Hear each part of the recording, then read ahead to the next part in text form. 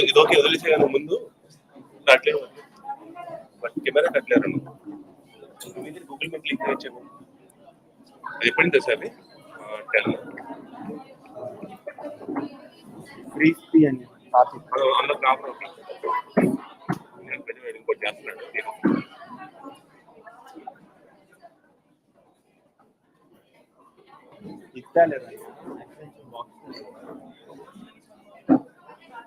First ఆ పని divert అవ్వను ఫస్ట్ ఆ పని చేయండి అని చెప్పి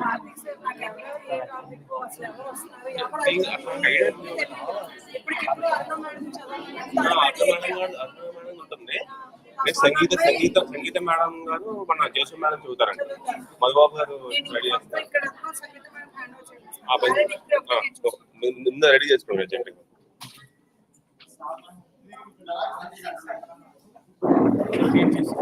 లింక్ అంటే వాట్సాప్ చేయండి ఏ టైం పెట్టావు అది అలా ఆన్లో ఉంది అది లింక్ నాకు పెట్టి మొత్తం లింక్ పెట్టు కోడ్ పెట్టు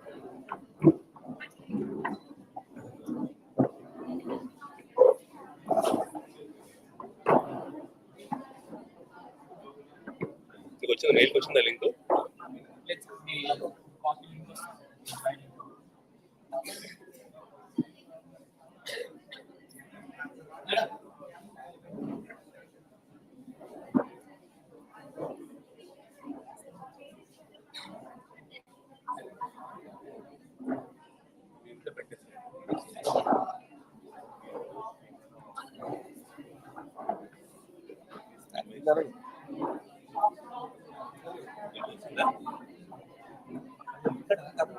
డిస్క్రిప్షన్ వస్తుంది కదా మొత్తం డిస్క్రిప్షన్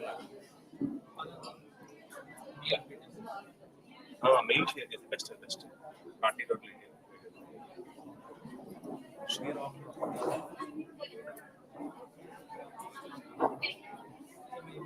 అలా పెడితే ఆడే ఆడవుతుంది ఒక నువ్వు ఇన్వైట్ చేస్తున్నారు ఓకే పంపించి వెంటనే ఇది పెట్టి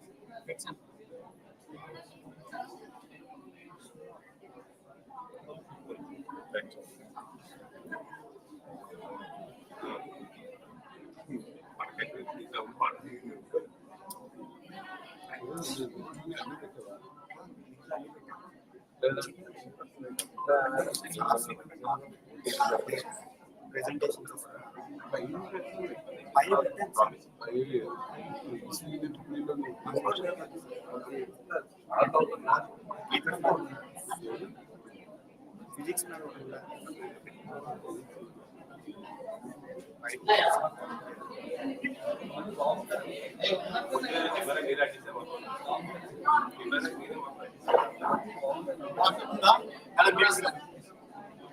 పీపీటీ పంపించండి నీకు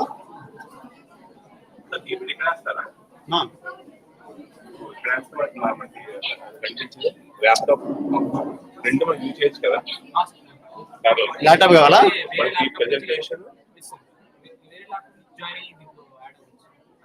మేడం ఆన్లైన్ ఆఫ్లైన్ చెప్తారు ఆఫ్లైన్ పీపీటీ రాస్తారు పీపీటీ ప్లస్ రెండు యూజ్ చేయొచ్చు కదా పీపీటీ ఉంది సార్ నా మెయిల్ పెట్టింది సార్ మీకా Kartik PPT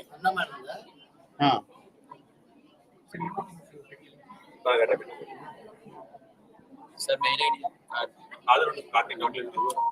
UKCP.in Kartik.Patnaik.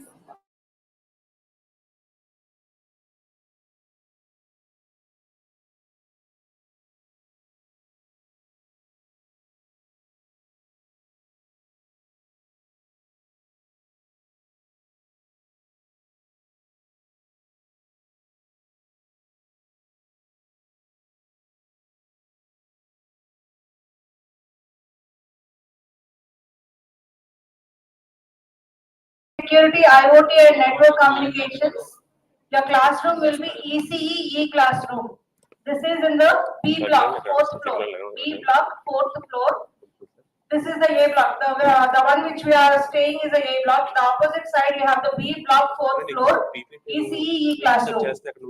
Session number 5, data science, big data, data mining, bioinformatics and machine learning. This session will be going on in English Communications Lab, just the first floor, the place where we are just above this English Communications Lab. And session number 6, soft computing techniques in mathematical, mechanical and materials engineering, triple E classroom. This you will find it out in the third floor of B block, and our volunteers will guide you.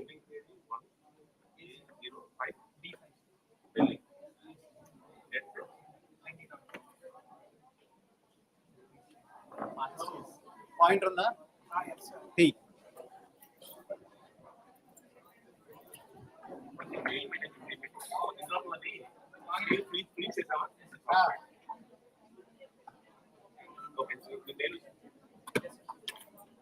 ఆ PPT అలా control చేస్తూ ఉంటుంది. Projection అంతా madam పెట్టేసి PPT చూసుకో అక్కడ live వెళ్తుంటుంది. PPT మీద focus live streaming వెళ్ళిపోతుంది. ల్యాప్టాప్ లేదు సిస్టమ్ ఈ సిస్టమ్ పెండ్రైవ్ ఇస్తారు నెట్ డౌన్లోడ్ చూస్తున్నారా పీపీటీ పంపించాలి.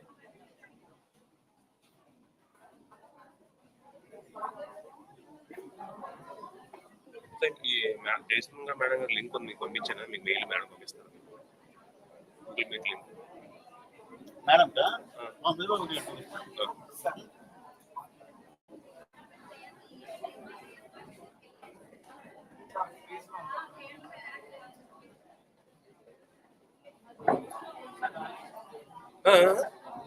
ఇంకా రాలేదు.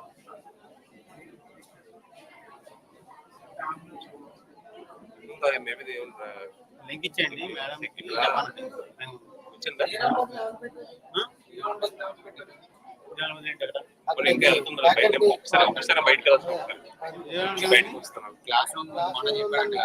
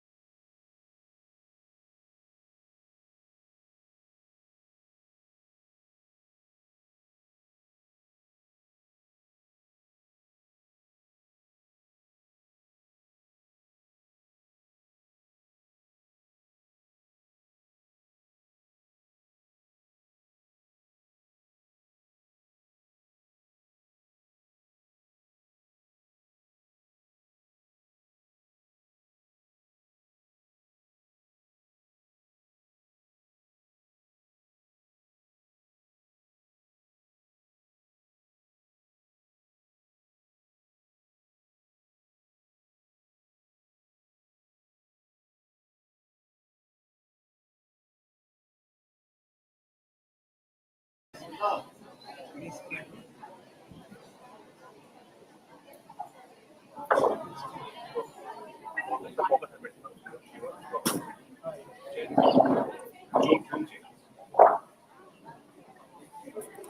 ఇంకా పైకి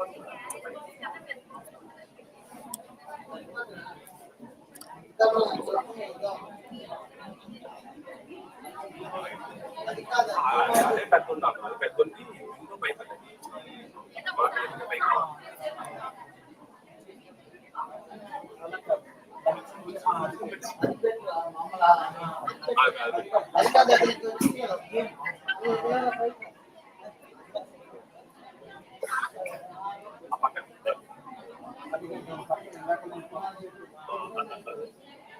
అది ఇదే బాగుంది బాగుంది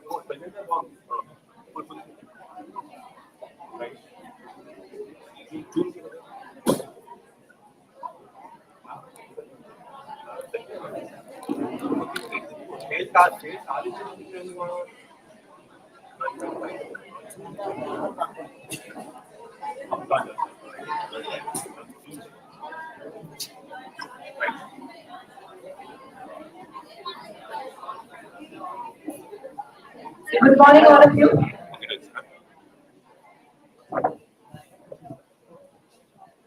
Welcome to all the participants for the second day of first international conference on artificial intelligence, security and communication, AISC-2022, jointly organized by IIT Kota, Delhi Institute of Engineering and Technology, and California State University, USA. On 25th, that is yesterday, we had the inauguration followed by the paper presentations and various keynote sessions. Today, we shall start the keynote sessions, and I am delighted to invite the keynote speaker, Dr. Aruna Kumari. Madam is working as the head of the department CSE, JNTU GV Vizianagaram. Her educational qualifications are MTech PhD, and she has a work experience of 17 years, in which her research experience is 9 years. Madam's area of specializations include pattern recognition, biometrics, machine learning, data science, soft computing. And Madam has finished her PhD in JNTUK in 2020, her MTech in Acharya Nagarjuna University in first class with 79.92% and BTech from GMRIT College with first class. The number of papers published in various international conferences and journals are like this. Number of international conferences are 6, number of international journals are 7, and national conferences are 2.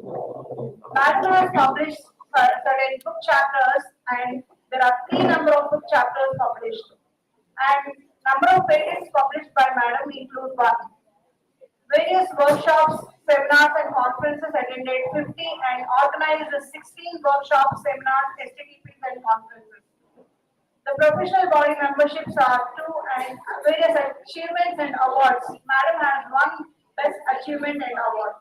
The number of students guided at UG level for projects is 36, PG level projects is 23 and those students who are pursuing PhD is 4.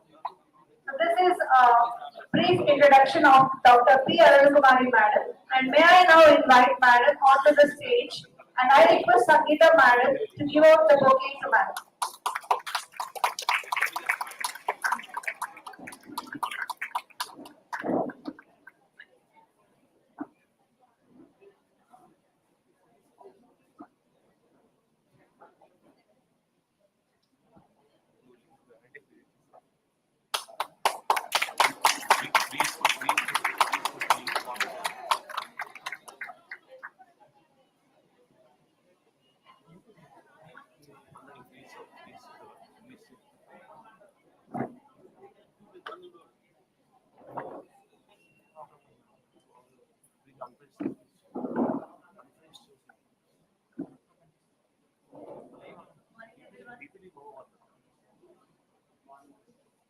Are you able to hear me?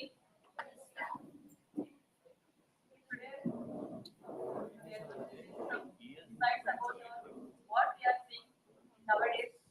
Everything is your computer based. Yes or no? Okay.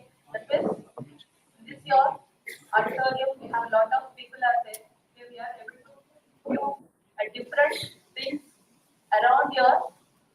told. Okay. You are observing here with your eyes. Okay, what are the different things which are available, which are present over here? Okay. But how a computer will see all these things? Okay, when a human being is visualizing the things in the real world and around its presence, okay, we are able to recognize since from the beginning, from the childhood onwards, okay, we are visualizing and we are trying to understand, we are trying to visualize and we are trying to analyze what we are seeing. And with that analysis, we are trying to understand what that particular thing or object is. Yes or no? Okay. Initially, okay, your mother will show something. Okay. He or she will explain, your mother or father. Okay, this is an object, this is a toy, this is a thing. Okay, that means you are with your human eyes, okay, you are trying to understand that object is. Okay. When your mother is saying something, you are able to visualize and you are able to analyze and you are able to understand in your brain. But when whatever the image, whatever the scene, okay, whatever the pictures which you are seeing around, okay, that is completely your human vision. But when you are giving these images or these scenes or the scenarios to the computer, how the computer will visualize? Okay, that comes with the computer vision. Now I'm going to present your little insights about your computer vision and what are its applications, okay, which you are daily observing, which you are daily using. And one of the application is your biometrics. We're going to see about in the what is your biometrics, how you are going to utilize and all these things. Okay. Let's start off with the computer vision. Okay. What is this computer vision?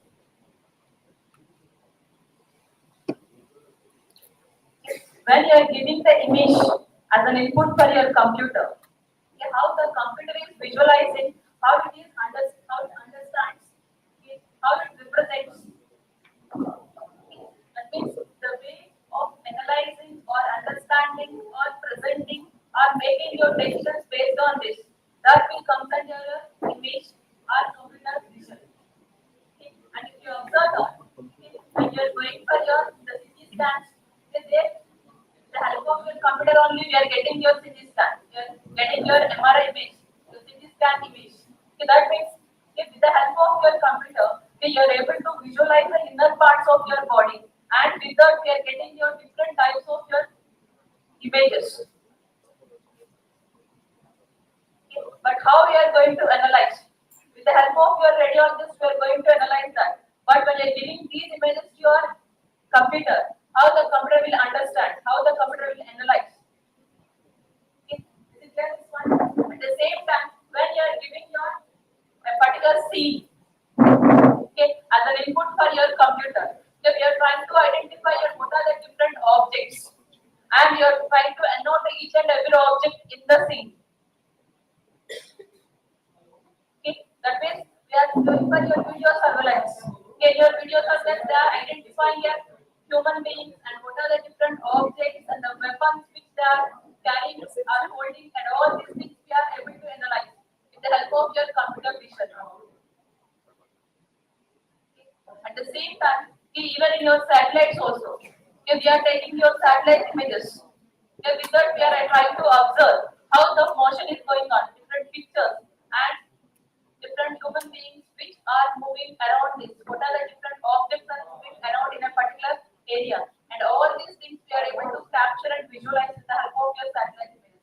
And this is also an example of your computer vision. Okay? Day by day we are also visualizing all these things.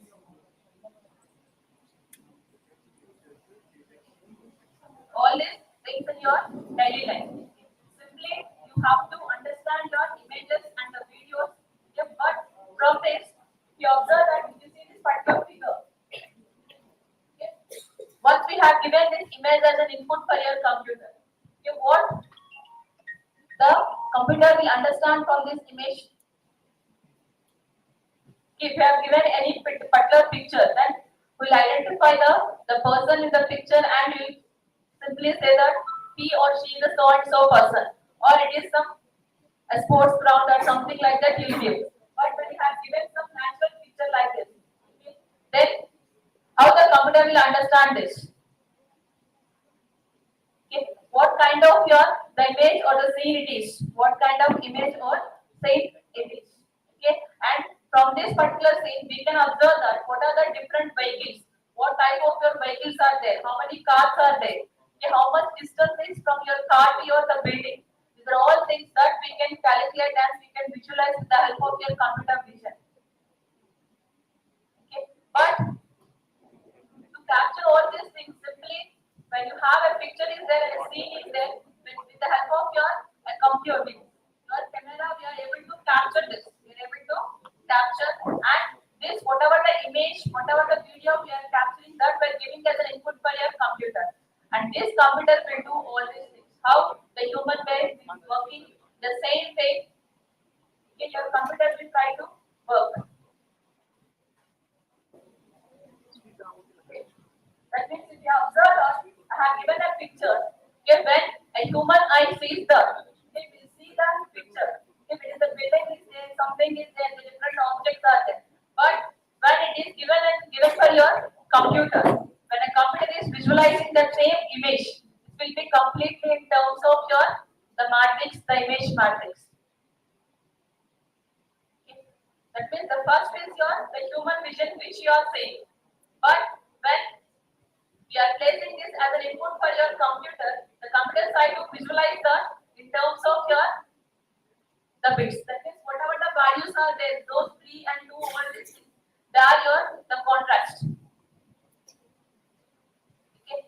The complete image is in terms of your matrix. That is completely the different from what we have seen.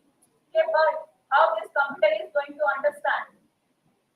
Okay, with this matrix. Okay. When the human is visualizing all these patterns, okay, is it simple or hard? Okay, when you are seeing this particular seminar hall, you are identifying your chairs are there, tables are there, some fans are there. Okay, that means it is very simple to visualize the objects and to visualize or to understand and to analyze. Yes or no? Okay, but when you are bringing a 6-month-old baby to this particular seminar hall, okay, he or she can identify all these objects like you. It is very difficult since they are not in that stage. They are still in the learning stage. Okay. At the same time, okay, when you are giving these images to your computer as an input, your seminar hall picture as an input to your computer, then your computer can identify all these things. Okay. When you are giving this input to a 6-month-old baby, okay, he or she cannot identify. Since we have to train her brain in such a way that okay, we have to describe the object, you have to analyze the object, and you have to give the each and every part how the picture looks like and what it is. Okay, that means we are giving the information, we are feeding the information, and we are giving you how to understand that particular objects around that particular scene and everything we are giving. By that they are able to learn. They are able to, that means internally in your brain we have some vision capabilities are there. Okay? And we are trying to train half of your brain will work for only the vision. You observe your complete your brain, half of your brain part will work for only the vision only. Okay? That means when you are observing, okay, when you are getting some description or some voice, we are able to analyze, we are able to feed the brain in such a way that this will be a part of this seminar hall and this will be an object for your chair or this will be an object for your table like that. Okay. At the same way, when you are feeding this image as an input for your system, your computer, it cannot easily understand. Okay. We need some way to train your system in such a way that it has to understand, it has to analyze the picture, the image or the video which you are giving by that. Okay. It can recognize the objects, it can identify, it can analyze the text or the objects which is in your images. Okay. That's why your vision is not a simple one, it is very hard. Okay. That means when you are seeing a particular picture, in that Okay, he or she is confused with that whether it is a queen or registered bishop. Okay? If he doesn't know about the chess, then when he observes that particular picture, then he will get confused what it will be, whether queen or king or bishop. First, it has to understand what it is. Okay? Then it can recognize. He can recognize these objects. The same way, when you are giving your images to your computer, okay, we have to train. Okay, the computer has to learn. The computer has to learn and it has to understand. Then only it can identify or analyze the scene or the objects in that particular image. But this computer vision is not a separate area. It is a multidisciplinary. The mixing of a lot of your areas. That means we are using this computer vision in your robotics. You are familiar with your movie called your robot. Yes or no? Okay. There they are using your computer vision. Okay. Since your robot is able to visualize and understand and everything. Okay. Your robot is a computer. Okay, we are giving the vision of your understanding and analyzing all the things in the real time. Okay. And we have your signal processing, your computer graphics, and all these are the things which are related, okay, are interdisciplinary parts of the computer vision. Okay. We need the intelligence, and we need the computer vision, and we need your vision. Okay. We need to understand all this. Your image processing is required to understand the computer vision. Okay. But why we need this computer vision?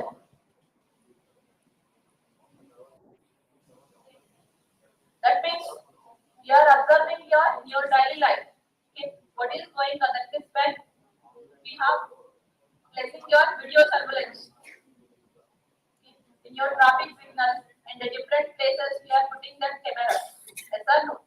Even in your college also we have the CC cameras are there. Why are you using the CC cameras?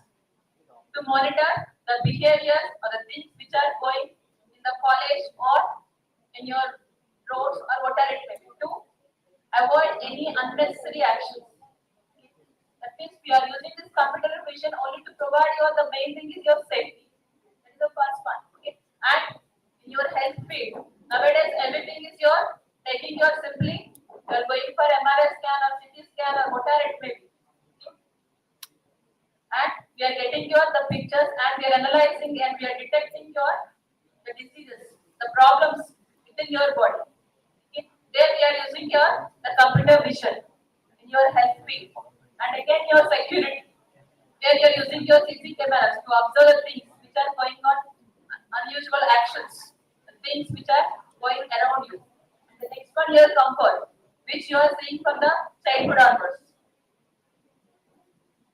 Okay. And we are creating those cartoons and everything. That means we are using your motion pictures, we are using your visual effects and all these things from your childhood onwards. That is also an example where we are applying your computer vision. And then we are using the video games. You are playing your video games or not. And then also an example of where you are using your computer vision. The next access. Okay. That means when you are trying to access anything, something we are directly able to access. Okay, what are the chains it is with you, we are able to access. Okay, in your system, if you want to access the things, you can put your security. We are using your passwords. Okay. At the same time, when you want to withdraw your money, we are using the PIN number for your ATM card. Okay. And previously, when you want to mark your attendance, okay, the faculty will come and call you and you will mark your attendance. But nowadays, you have to give the fingerprint. Okay. And when you want to access something if you observe in your airports, they are taking your iris. When you want to register your Aadhaar card, when you want to authenticate yourself, they are giving your Aadhaar number and you are putting your biometric. Then it is recognized whether you are not. Okay. That means to provide the access to the things, the entities. Here we are using your computer vision. Okay. These are all the things which you are daily using regularly. Okay. The computer vision is not a new one, okay, which you are seeing from your childhood onwards. But how it is working. Okay, how it is working, that you have to know. Okay, from the beginning of your 1960s to your till now, we are using your computer vision. But initially, just to know the shapes and the structures of your the different things, we have observed your the computer vision. And after that, we are going for your selecting your the different things which are exist from the image, which are required for us. For that, we have observed. And after that, we have introduced the computer vision for your facial recognition. And now, we are trying to note and we are trying to observe, and everything we are doing with the help of your the computer vision. Okay. We'll see some examples, okay, which we are currently seeing or applying with the help of your computer vision. Okay. First one is your optical character recognition, your OCR. It's an example of your computer vision. Okay. That means you are moving your vehicle, but to your system or to your mobile, you are getting that okay, you have a fine of your some 500 due to overspeed or due to signal crossing. Why you are getting all these things? Okay, the camera is observing they are capturing the pictures while you are crossing, the signals or while you are moving your roads. Okay, then they are able to capture your speed and whether you have crossed your signal or not.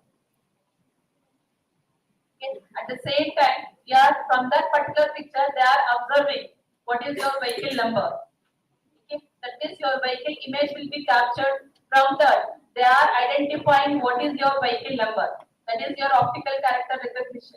Okay. And from that, they are sending the file amounts to the registered mobile number. The one application where you are regularly observing the computer vision. And the next one is your face detection. Even if you observe your cameras, olden cameras, just you are capturing only the picture. Okay. But now, if you observe even in your mobiles also, when you try to capture that particular picture, it will try to bounce that particular the face in that camera, in that picture. Yes or no? Okay. That means while you are capturing the image, okay, we are trying to identify what is the face which is available in that picture. That means you are able to detect the face that have been incorporated in your computer, in your camera itself. Okay. This is another example of your computer vision. That means in your faces, okay, we have the different images are there. Okay, we can observe the smile. We can detect whether the person who is present over your image, whether they are smiling or not. Okay. That means we can recognize your different expressions also. At the same time, when you are going to your supermarkets, and you are taking the different objects, and whatever the object you are placing in your trolley itself, when it is crossing the particular camera, the device, it will capture what are the different objects in that particular trolley. And based on that only, the billing person will try to count how many objects of such type is there. It is able to capture and recognize the objects in your trolley, which you have taken. So, if it is recognized, then only we allow to enter that item in your billing details. Otherwise, it will not be allowed. Okay. And we have the vision-based biometric. Okay. If you observe that, whatever the image, we have seen the two images. Okay, both belongs to your same person. Okay, but at the different ages. Okay, what are it may be the picture that have been captured at the age of your 16 or at the age of your 40. You are able to recognize. You are able to recognize with the help of your computer vision. Okay, you see database. Okay, and previously when you want to log in your system or your mobile, you are using your password or you are using your pattern. Now we can open, you can control the access of your systems or your mobiles with the help of the face or your fingerprint. Okay. once you are capturing an object, we are able to recognize that object.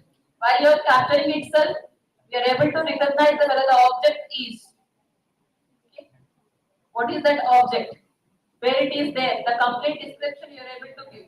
If you are trying to map everything with your the devices which are present in your net, and the complete information will be given once you capture the image. Okay. Which you are observing in your movies, the special effects. Okay, your motion, that is where you are capturing your shape. Okay. There I have taken from your matrix picture. This is from your Pirates of your Caribbean. That is completely your motion capture. That means when it is moving, the completely your thing is your computer vision. Okay, whatever the graphics which you are observing in your daily your movies, whatever you are enjoying, that is completely your computer vision.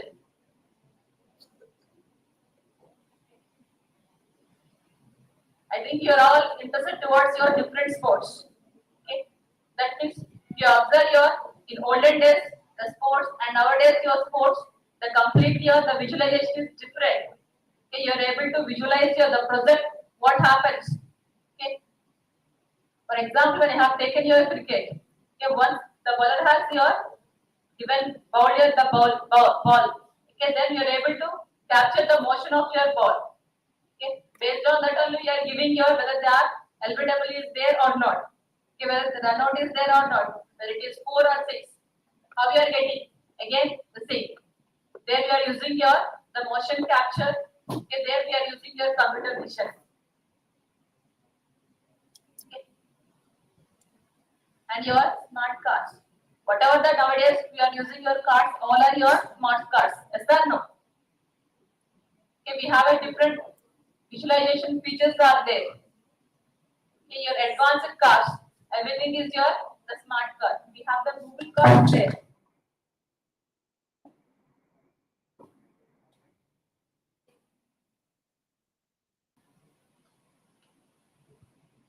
For all your different examples,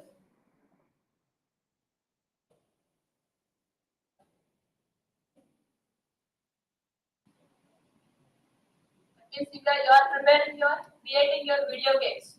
In observing your that means by creating a particular person and whatever the motions you are capturing and that we are converting to your games. You are designing, you are able to design your video games.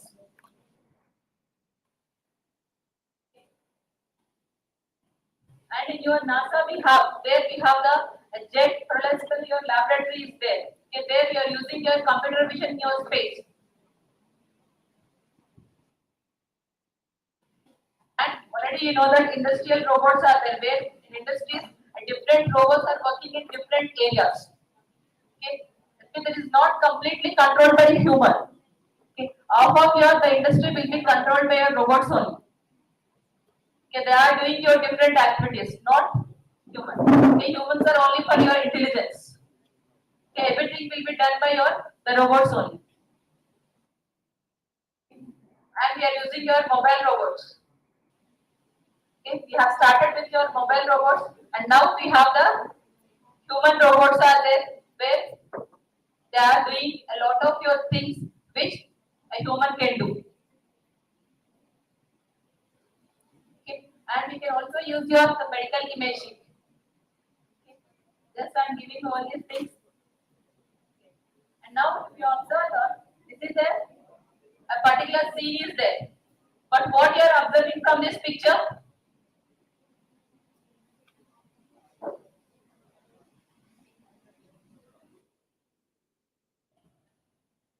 The first one is if you have given an image, that particular picture, I can categorize here what are the different objects are there.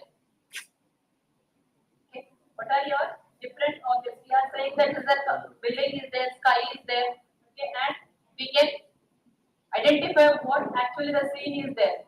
Okay, we have the city is there, your buildings is there, some outdoor area is there. Like that we can recognize the area in which. And also we can identify the spatial information. That means from the same picture, from the same picture, you are able to categorize your objects and you are able to categorize your scene and you are able to identify your spatial information. Okay. That means what is your application, what information you require. Based on that, we can apply your different computer vision algorithms to recognize your objects or the scenes or the information. Okay. But one of your is computer application is your computer vision application is biometrics. Yes or no? Computer vision means we are simply saying understanding, analyzing your objects, and you have to take your decisions. Your biometrics is also a type of your computer vision application where you are understanding, where you are capturing your the image from your body and you are able to analyze, and based on that you are taking your decisions for accessing and providing your security. Previously, we are able to carry your the passwords or your smart cards, anything to provide to get your access to your any system. But nowadays, you are not using all these things. Everything is your biometrics. Your computers, laptops, you are getting with your fingerprint access only. We are trying to open, we are trying to control everything.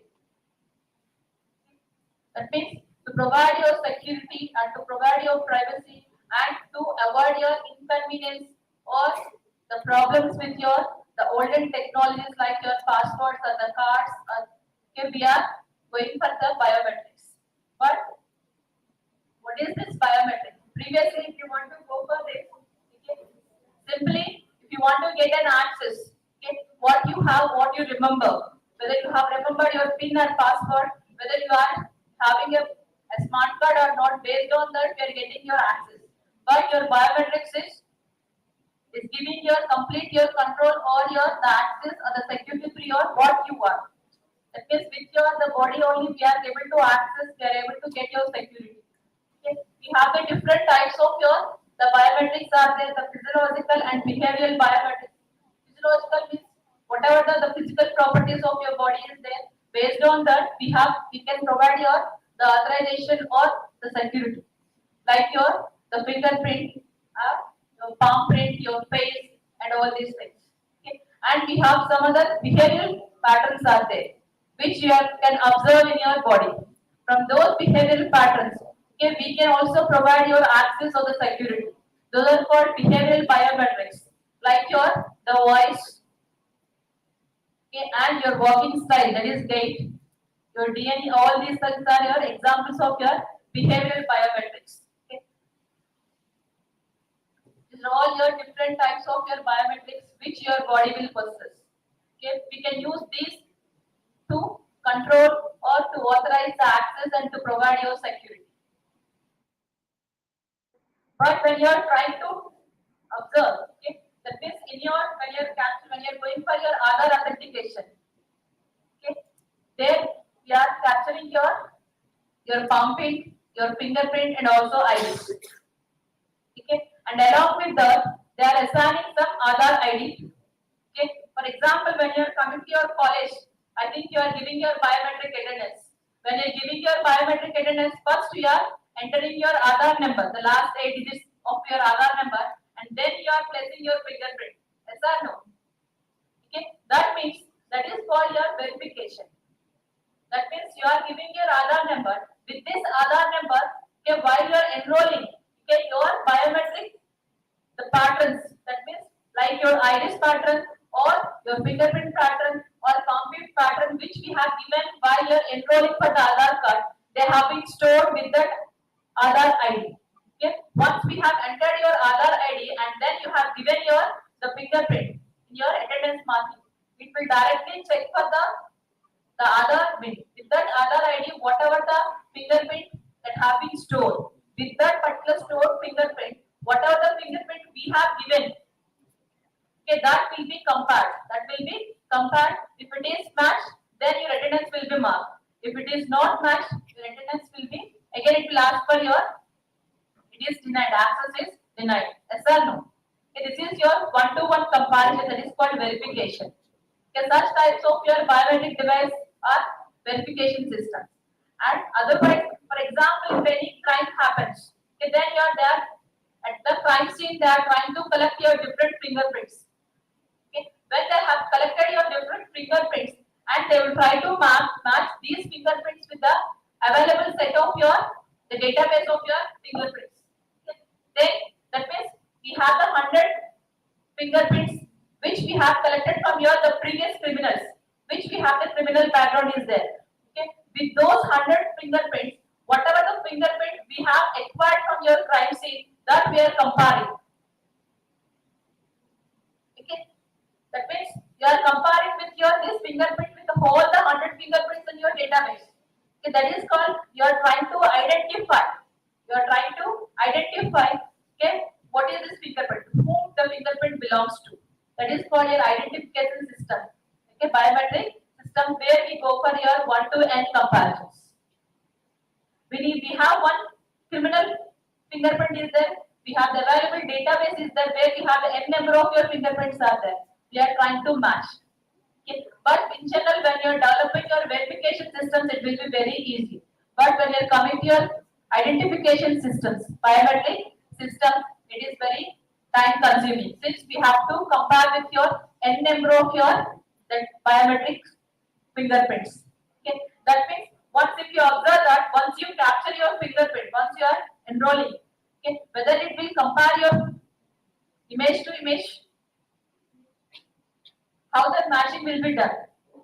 Since you are giving in your attendance as fingerprint, then you are saying that your attendance has been marked. How we are going to mark? How it is going to happen? When you are going for your fingerprint, we have the sensor is there, okay, and it is capturing your fingerprint. But once after your capturing, it will try to extract some special features which are exist in the fingerprint. Okay, we have the different features are there in your fingerprint. Okay, for example, we have some minutiae features are there, like we have the endings, rich endings are there. If you observe that by your finger, there may be rich will be there, okay, which will not be connected to any words, okay, like this. Okay, this is called your rich ending. Otherwise, there will be a bifurcation like this. A point, a line will be bifurcated towards two lines. Okay, or there will be a loop, and there will be a trifurcation where it will be divided into three parts. Like here, we have different points will be there. The bifurcation points, the trifurcation points, okay, the loops or the ridge endings, like that. We have the different features that are different from one finger to another finger. Okay, even you have the 10 fingers are there. Okay, the pattern from each and every finger which belongs to is completely different. Completely different. Okay, it will try to extract those points. It will try to extract those points, and it will be saved while you are enrolling. Okay, it will process your fingerprint, and it will try to capture all these features, and it will be stored. And that stored part we call it as a template. Your fingerprint and template. Okay, when again you are trying to mark your attendance, again it will try to generate the template from your image, the current image. It will try to compare these templates. If those templates are matched, then your attendance will be marked. Otherwise, it will be denied, like that. Okay. Like your face. Okay, that means nowadays everything you are getting your smartphones. Okay, when you want to try to enter into your phone, it will try to recognize your face. If your face is recognized, then only lock will open. Okay, otherwise you are giving your voice. Okay. For example, when you are taking your face, initially, okay, when I want to capture the image or when I want to capture the photo, okay, then obviously it will give you a good style. Yes or no? But daily when you are going, okay, that means when you are going for your home, okay, if you want to open your door, you'll put your face in normal mode. Yes or no? Okay, but okay, when you want to identify the different persons in your social environment, okay, when you are visiting your shopping mall, for example, if anything is happening unusual, then whatever the cameras, the captured cameras are there, images that have been captured by your cameras are there, that we gather, and from those images, you try to identify the different images, that is different faces, And while you are capturing these pictures or the scenes from the different areas, okay, all the human beings will not look like your same. They will have the different emotions will be there. Different emotions will be there. They will be in your different scenarios. The face expressions may be different. Okay, the face angle may be your different. Okay, but how you can identify the face? If you are captured like it in a study motion, it will be good. But always you won't get your face image. Okay, in a study picture. When you have the different types of your expressions or angles are there, still you have to recognize. That is a challenging task. Okay. But is it voice recognition same from your speech recognition? Or they different? Voice recognition means we are identifying the person. Okay. That means when you are going for your home, your voice-based your lock opening system is there. Then it will try to open, it will try to recognize the voice. Whether the voice belongs to the person is there, person, enrolled person or not. If it is belongs to enrolled person, then only it will open. The speech is different. Is it clear this one? And another one is your iris.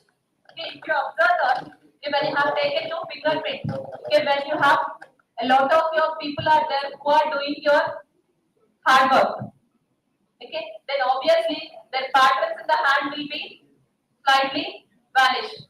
Then they will face your different problems in your recognizing your fingerprint. Okay, but when you are taking your iris, okay, this iris has the unique features when compared to your remaining all the biometrics. Even if you have the pins are there, okay, they may have the identical facial features are there, but they have the completely or a different iris features will be there. Even if you observe that your left iris and right iris are completely different. Okay, that means while you are enrolling, if you have given your right iris, while you are accessing, okay, if you are trying to give your the left iris, it will deny the access. Your left iris is different from your the right iris. Okay, and previously we have observed a picture. Okay, and previously we have seen. Okay, and one picture it has been captured. Okay, at the early age of the particular person. Okay, then if you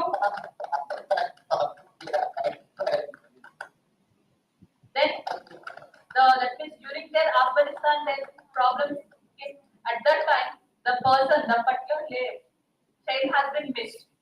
Okay, and after a long period, okay, when a journalist came to your some other area and he captured the next image, he captured the next image and he got a doubt that means when he compared this picture with the other picture. Okay, based on the iris recognition, based on here the iris recognition, they have identified that okay, both are same. Okay, like that the person has been identified through iris. Okay, even though okay, the number of your years are completed, okay, your iris pattern will not change. Okay, that means the beginning of your life up to your 5 years, your iris pattern will form. Okay, after your 5 years, your iris pattern will be fixed, and that will be same throughout your life. Okay, that's why we can recognize your iris. This is highly secure. Okay, your hand geometry. Okay, like your palm print. Okay, that means whatever the region is there, this region is your palm print region. From this palm print region, we can identify your various features will be there. Okay, and from that we can also recognize. Your fingerprint will be your very simple. We have a small area will be there, but when you are coming to your hand geometry, this is if you observe your second picture. That is called your palm print, the region of interest. From that, we can observe your different features like your principal line, the wrinkles, and whatever the features we have observed in your fingerprint, like your end ridge and bifurcation points, and all these things we can also observe in your palm print that we can use to recognize the person. Okay. Your signature verification. Okay. This will come under your behavioral biometrics.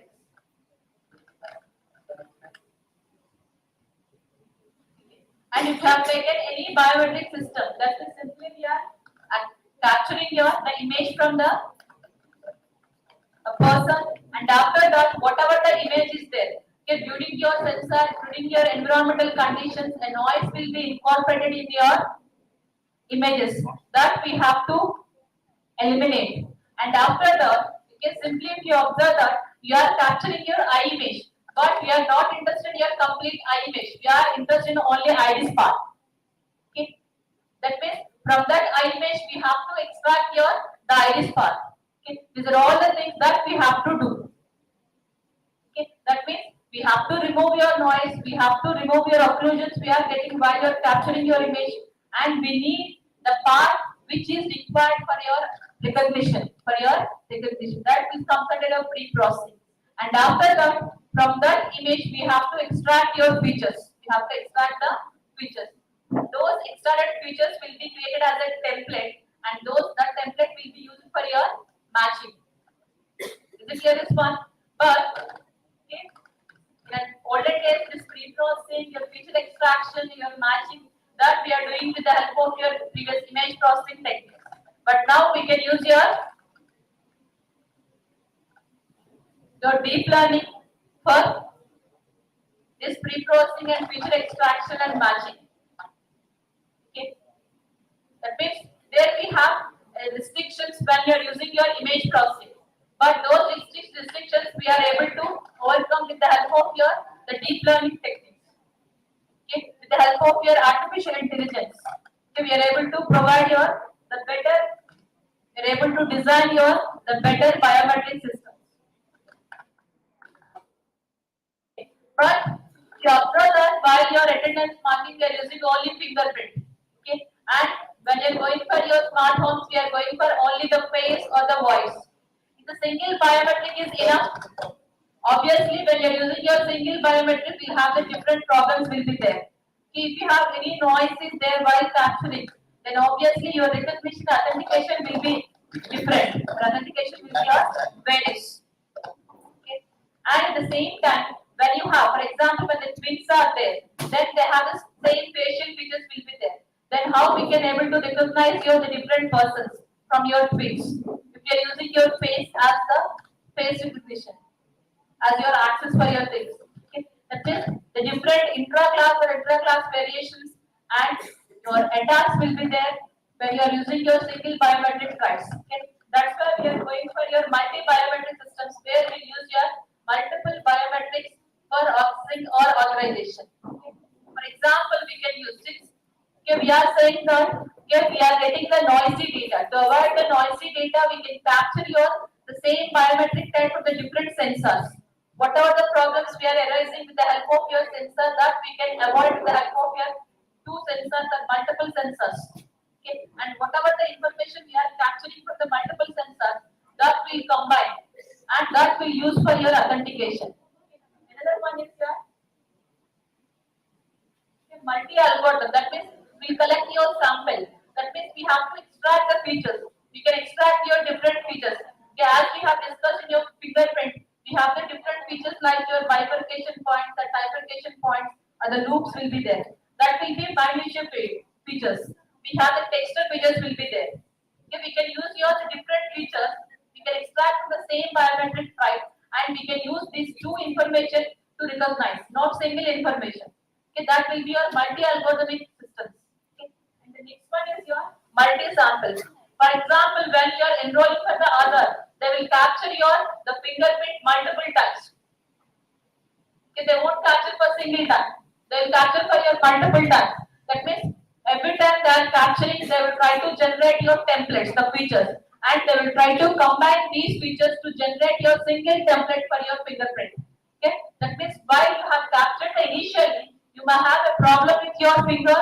There may be the dust over your finger, or there may be a dust over your sensor, or there may be any noise will be there. To avoid all these things, you will try to capture multiple times. You will try to collect your multiple samples, and you will try to integrate the information or the features from these samples. Okay, to avoid the problem from your single biometric based your systems. Okay. Otherwise, you can go for the multiple instances. Okay, you try to capture the fingerprint from your different fingers, different fingers, or you try to capture the information from your left eye and also right eye. Both will use to recognize the person, not a single one. Okay, that type of your systems are called your multi-instance systems. And the next one is your multi-model systems. There we take your different biometrics, like your face and iris, like your face and your eyes. For example, if you observe that from your sensor, you're trying to identify your the face and you're trying to identify your the voice. Okay, and in this example, we are using your from the face extractor and the voice extractor. We are extracting the features from your face and the feature, and then we are trying to map. You're trying to match, and what are the decisions we are getting, whether it is matched, the face has been matched or not, and the voice has been matched or not. And after this, okay, to give overall access, the authentication, okay, we are comparing these two decisions. We are comparing these two and decisions we are giving. We are giving the overall decision. Whether the face has been matched and if the voice is matched, then the completely we can give your match. And then we are taking your decision by using your AND operation. By using your AND operation. That means we are taking the features from your different biometrics and we are taking the integrating at your decision level. That means before taking your decision, whether it has been matched or not, whether it has been matched or not, that is called your decision. Before taking the decision, we are trying to integrate. We are trying to integrate the information from the two biometrics. What is that information? Whether the first face has been matched or not, whether the voice has been matched or not, voice has been matched or not. Based on these two, we are making your final decision. We are making your final decision. But this one, okay, whatever the decision, whatever the information we are capturing from your multiple biometric types, this we can integrate in different levels. Okay, while you are capturing your image itself, okay, we can integrate the information from your different tribes. That is called your pixel level fusion or pixel level integration. Okay. After that, after extracting the features from your biometrics, we can integrate at the feature level. We have extracted the features from the biometric one and we have extracted the features from the biometric two and we are integrating. We are integrating. That is called your feature level fusion. Okay, this will be a very effective one when compared to all other fusions. Okay, and this feature level fusion will incorporate the rich information about your biometrics, which will give your high the discriminating power when compared to your other fusion levels. Okay, and the next one is your score level fusion. That means we are matching your face and we are matching your voice. We are getting what is the match score, how much percentage has been matched, how much percent has been matched in your voice, and these scores will try to integrate and will try to give your decision. That is your score level fusion. And the next one is your decision level fusion. Already we have identified whether the face has been matched or not, yes, and whether the voice has been matched or not, that is no. And this is already we come across with your decisions from your individual biometrics. And then to make your final decision, and these decisions will be integrated by using your AND or OR or XOR like that. Okay? This is called your decision level fusion. Okay? But in general, in most of your biometric systems, they will go for either score level fusion or if it is very highly secure systems, we have to go for your feature level fusion. But we have a lot of your challenges in your feature level fusion. Since we are extracting the features from your different biometrics, and these biometrics are completely different. Okay, whatever the features we are getting from your two biometric types, they are in different domains. Okay, when you are integrating your different feature spaces, then obviously we get a problem. We have to handle those. Okay, at the same time, okay, when you are integrating these different domain spaces, feature spaces, we have the problem of your dimensionality, high dimension data will be there. Okay, we have to handle that high dimension data. These are your different problems that we may arise in your feature level. Okay, when you are dealing with your multi-biometric systems. Okay. But nowadays we are using your passwords in little way. In most of your cases we are going for only the biometric based your access or authentication. But your future will be your body will be your password. There will not be any other passwords Okay, complete your body parts will become the password for your any access or authorization for security purpose. But we have to think, okay, whether these biometric technologies is ready for what you are expecting. Yes or no? These are all your different applications.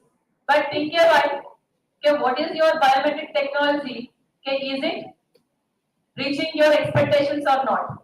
Okay, that means these are all the things which you are using. Okay, your ATMs, your passports, and all these things.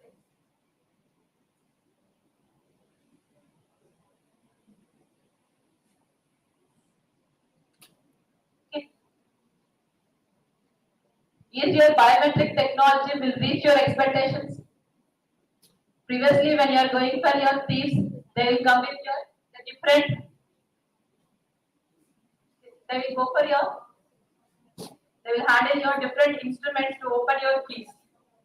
But now, okay, they will carry your different biometrics. Yes or no? Okay. Previously, we have observed I think you have observed in your movies how they are taking the fingers. Your fingerprint has been, it has been localized. That is, whatever the fingerprint, we can make a clone of that fingerprint and we are getting your access. Okay. That is, the next future we have to take care of your body parts. Okay. Since your complete body will be the password. Okay. Yes or no? But how we can make a clone? Simply we can take your plastic, we can heat and we can capture that. Then obviously we can make a clone of the fingerprint. The cost is very less. The less amount we can make a clone. Okay. But what is the next feature? Okay, we are saying that your biometric is very secure. But we are getting your problem. Okay. That's why now your computer vision is focusing on your liveliness. If you are taking the fingerprint or eyes or any type of your biometric, if they are observing that whether you are capturing all these things from or a person who is there or not. Okay. That's why we have to check. We are concentrating on now the research is going on here, the liveliness, what are the fingerprint we are giving, whether you are capturing from the person who is there or not, or we are taking from your dead person, whether you are taking from your a particular image or the clone which we have captured. Okay. That's why we have to work towards how we are doing all these things. Okay. Just till now, I have given a picture about what computer vision and what it is. Okay, what are its different applications and how the biometrics work and what will be the future works with respect to the biometrics. Okay. Thank you. I hope you enjoyed it.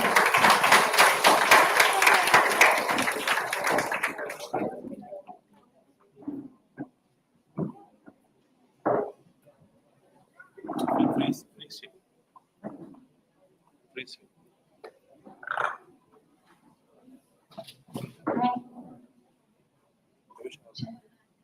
Thank you for the valuable session, ma'am. You have elaborated how the term vision played a key role in our life from the childhood phase to current trend in terms of science and technology, the usage of computer vision in terms of safety and other measures, along with the real world scenarios where we apply computer vision.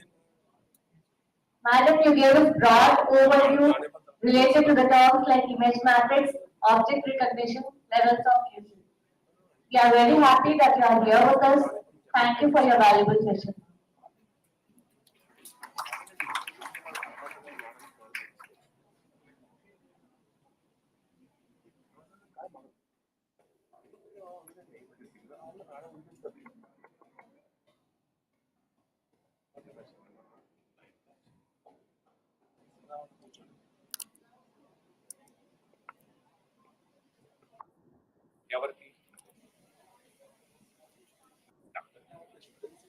Forward చేయకుండా ఎందుకు students ఇంత హాల్లో వింటారు ఎక్కడ madam madam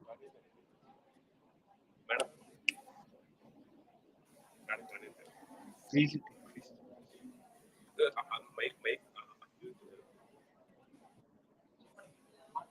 We'll now be having session with Professor G. Jaya Suma ma'am. Please.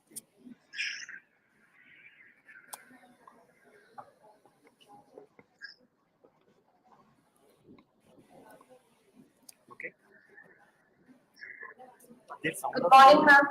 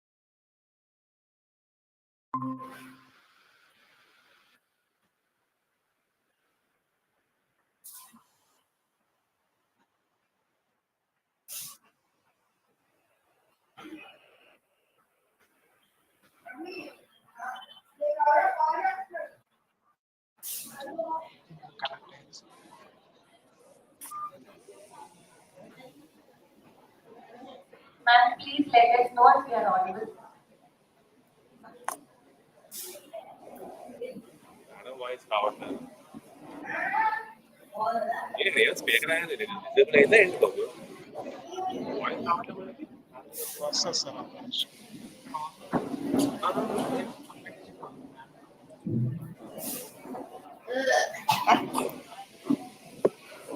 ఇంట్లో వస్తుంది.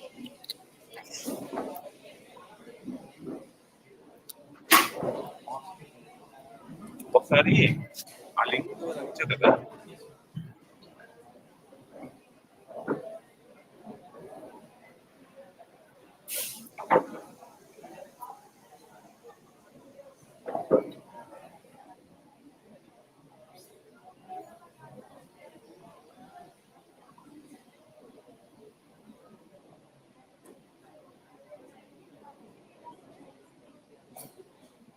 Madam.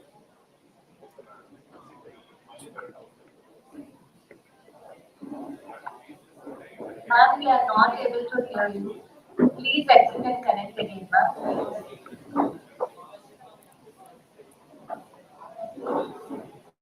And please disconnect yourself from meeting and please connect again, ma'am.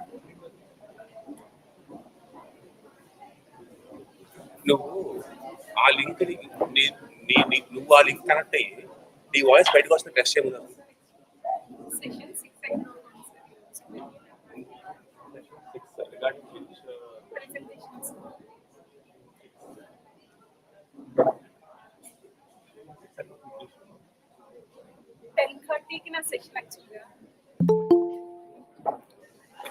Join చేయి నువ్వే కదా అసలు మాట్లాడితే నేను ఒక్క నిమిషం మేడం. హలో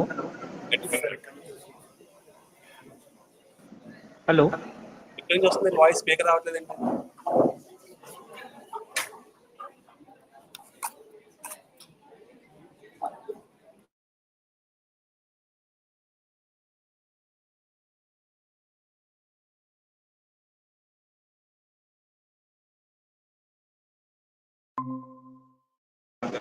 హలో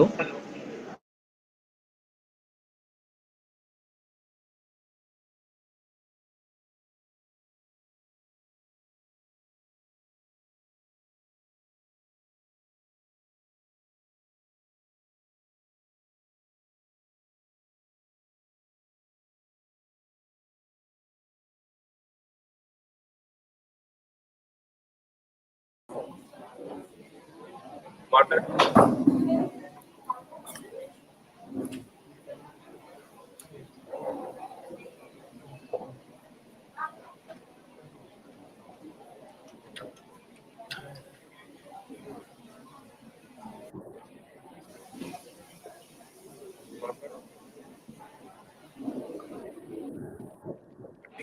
ఏది ఎక్కడ నుంచి వస్తుంది, ఎక్కడ నుంచి కరెక్ట్ అవుతుంది?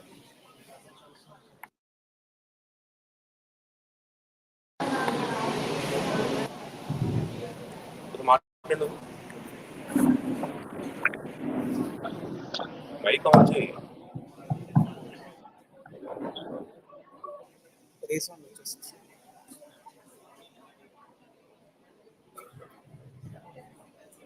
ఇప్పుడు వస్తుంది.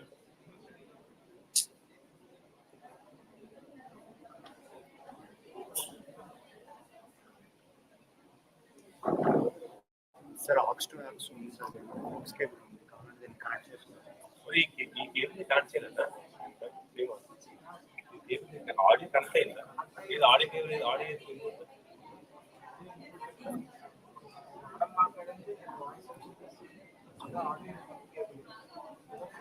అప్పుడు ఆవిడ మ్యూట్ చేసుకున్నారేమో మేడం, మ్యూట్ లో ఉన్నారు.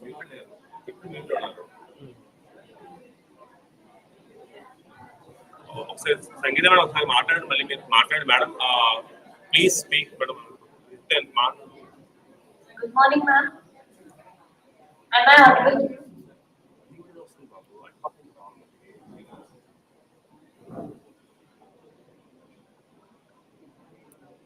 Ma'am, please acknowledge. సార్ ఒకసారి సార్.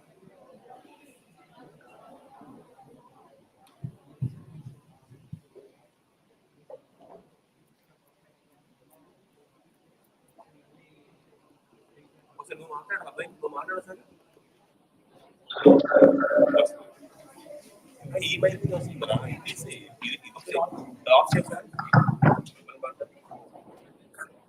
రావట్లేదు.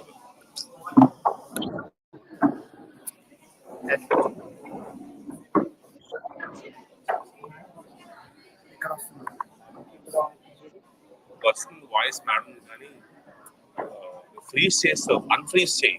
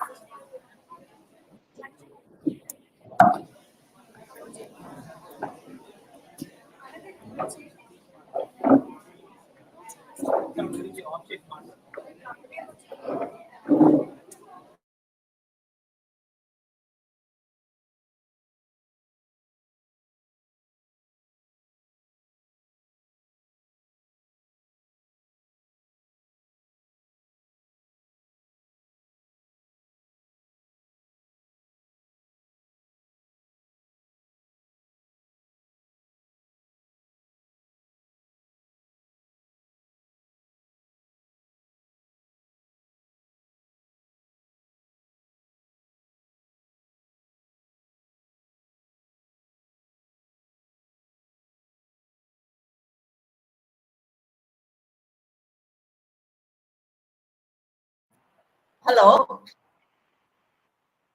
Ma'am, good morning, ma'am. Good morning. Is it voice is clear?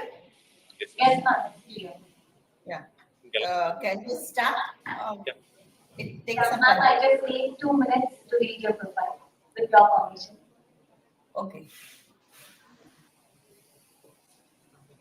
Professor G. Jaya ma'am is currently working as professor at DAP, JNU, Gulchara, Vijayanagar. Ma'am has been awarded PhD in the area of data mining from Andhra University, Visakhapatnam under esteemed guidance of Professor N. Sashi. Ma'am has completed MTech in Computer Science and Technology stream at the College of Engineering, Andhra University, Visakhapatnam. Ma'am has pursued her BTech in Computer Science and Systems Engineering from Geetam College, Visakhapatnam. Ma'am has 18 plus years of experience, out of which total teaching experience of 16 plus years and industrial experience is 2 years. Ma'am worked as HOD and professor in different capacities previously in the Department of IT, JNU, Gurjara, Vijayawada. Ma'am has been awarded as lead auditor training on ISO 9001-2015 quality management system. Professor G. Jayasuma ma'am has been awarded Women Researcher in Science and Technology 2020 as well as Outstanding Women Award in Engineering Viva 2017. Ma'am has been awarded Certificate of Appreciation for an instrumental role as active SPOC for NPTEL online course IIT Madras during July to December 2017 semester. Ma'am have been working as Director of Academic Audit and Planning in charge JNU GV from July 27, 2022 to till date. Ma'am is member of College Academic Council JNUK University College of Engineering from July 13, 2017 to till date. Ma'am is head Department of Information Technology JNUK University College of Engineering Vijayanagar from 25th September 2014 to till date. Ma'am is the chairperson for Board of Studies for PG courses from June 2017 JNUK University College of Engineering Department of Information Technology. Ma'am is convener for Women Empowerment and Grievance Cell JNUK University College of Engineering from September 2017 to till date. Ma'am is secretary and member for Women Empowerment and Grievance Cell from January 2014 to August 2017. Professor Jayasuma ma'am's current research interests are data mining, machine learning, soft computing, and pattern recognition. Ma'am has published more than 30 publications till now, and the journal publications are more than 50. Ma'am has published 5 book chapters, and ma'am is currently guiding 14 research scholars. This is my honor to read the profile of such an eminent personality. Now I hand over the session to Professor Jayasuma ma'am. Thank you, ma'am. Thank you, madam, for your kind introduction. So, shall I start? Give me a moment. Yes, ma'am, with pleasure.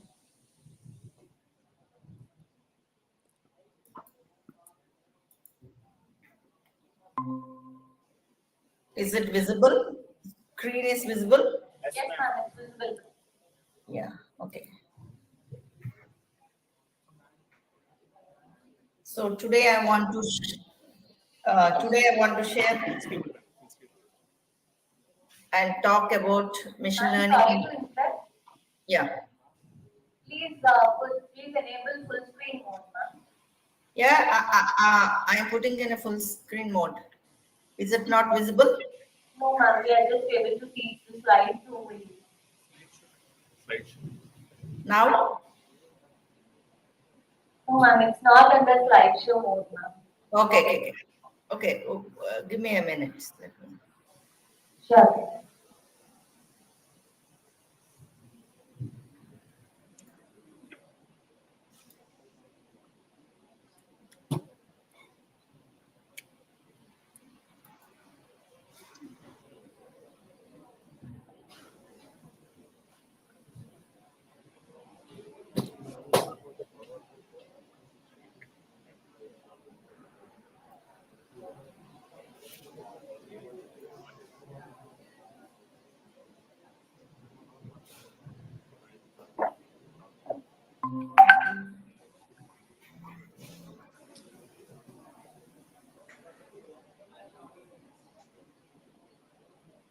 Now? No, ma'am. No? No, ma'am. We can just see the slide.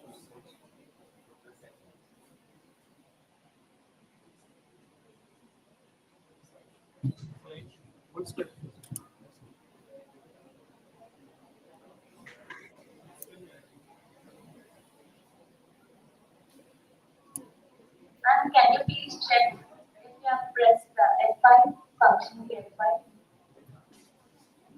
Yeah, I'm doing it. 1 minute. Okay.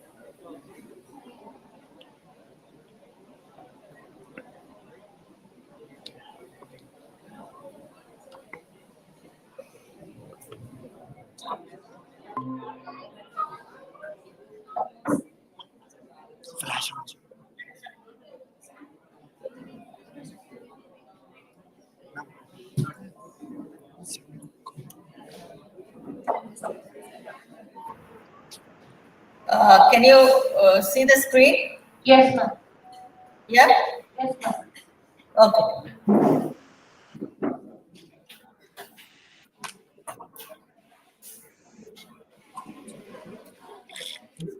So today I want to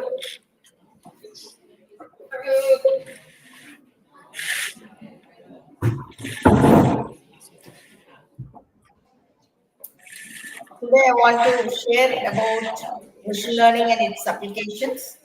A small correction, madam.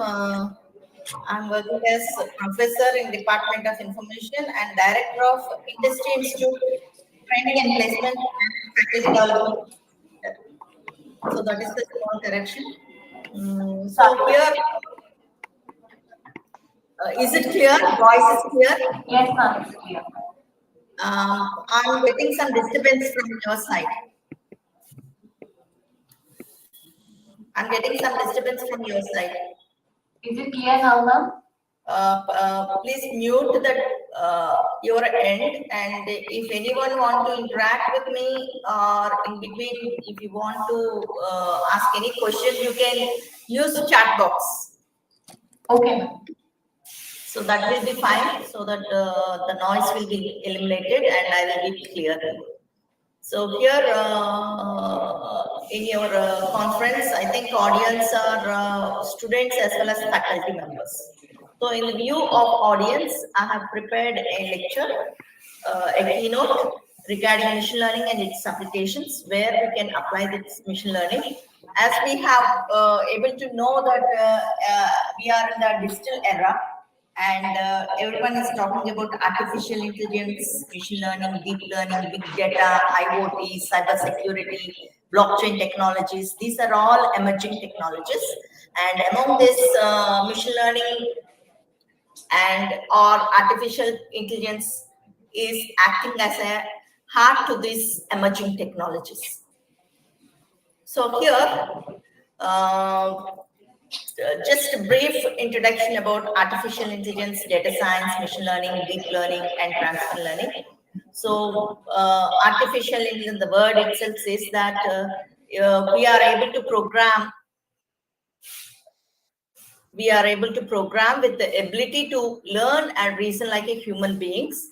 So, whatever the human intelligence is there, will make or teach the computers to act like a human intelligence. That is nothing but the artificial intelligence. Next, coming to the data science. So we are able to hear most of the term data science, and we have the program of BTech data science and Tech data science also. And here the data science is nothing but here it is able to generate an actionable knowledge from huge amount of data by using statistics, mathematics, and computer science. So this is the data science. When it comes to the machine learning, if you see this artificial intelligence is a huge area, broad area where it contains data science, machine learning, deep learning, and other technologies. So when it comes to the machine learning, machine learning is a part of artificial intelligence, and here in machine learning, the algorithms will be having the ability to learn without any explicit programming. Machine learning can have ability to learn by itself by using algorithms without any programming. And when it comes to deep learning, it is a subset of machine learning in which artificial neural networks adapt and learn from vast amount of data. Even in machine learning also, we need to have data. When it comes to deep learning, here in machine learning, you will be taking the numerical data or text data or other type of data. When it comes to the deep learning, the most of the concentration depends upon the images. And now another part of learning is transfer learning. How it helps is it stores the knowledge gained while solving one problem, and that can be applied to another different problem but related to the same problem. So these are the terms that we can use in the emerging technology in the area of artificial intelligence. and we have a broad area or many algorithms that can be applied to the real life also. So next come to the another aspect of the heart of all this emerging technologies, data. So data is the fuel for artificial intelligence. If you see a vehicle, how even though we have a good vehicle, we have a good driver and a good highway and all these things, but we need a fuel to drive that vehicle. So here also in the artificial intelligence or a machine learning or deep learning, we should have a data which is the fuel for these algorithms. So you need to collect the data from, and that collection of data, it is accumulated as a raw data, and you need to prepare the data by using some pre-processing techniques, and you can apply for the ML algorithm. So when in one of the speech of Prime Minister Modi Garu, he said data is the oxygen. So human beings cannot live without oxygen. It is in every second, every moment we need to take oxygen. So similar way, he quoted that data is an oxygen for all these emerging technologies. If you don't have data, you cannot breathe on. That is the theme that he has projected, and I say that data is the fuel for artificial intelligence. Now coming to the artificial intelligence, these are the broad areas or the applications where the artificial intelligence can be used. So you can use for the speech recognition, artificial intelligence. You can use for speech synthesis or natural language generation. You can use as an expert system. You can use the artificial intelligence as recommended systems. You can use natural language understanding, machine translations, and segment analysis. Most of the people think that artificial intelligence is related to only the computer science or information technology people, but it is not like that. It's a broad area where other domain people can also use artificial intelligence in their areas. Okay, that is the most important thing that we need to think, that it is not only relevant to the computer science student or the software professionals. It is the broad area where we can connect all different types of domains in it. That is the artificial intelligence. That's why it has a good boom in the nowadays. When it comes to the here, this is the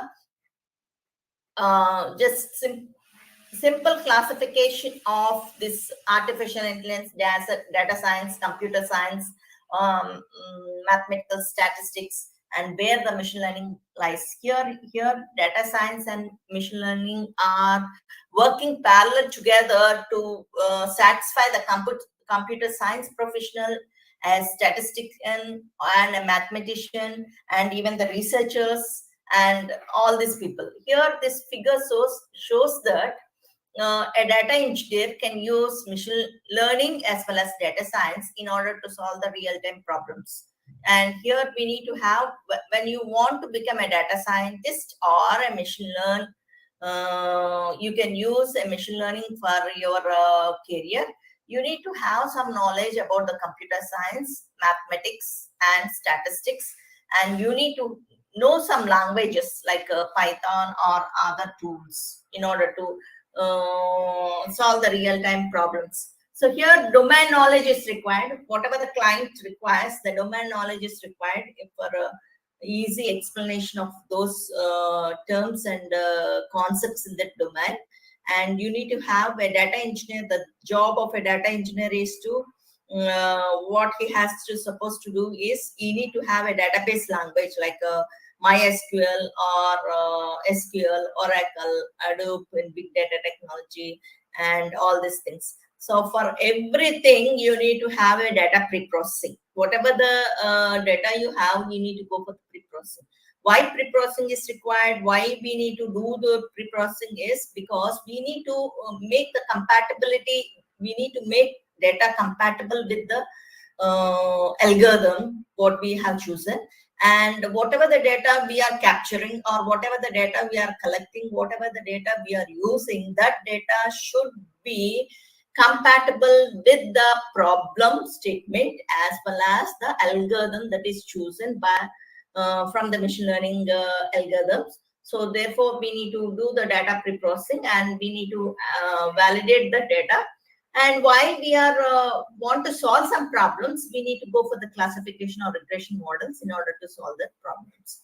And this is another question is, what is data science? You may think that we are talking about machine learning. Again, why we are entering into data science?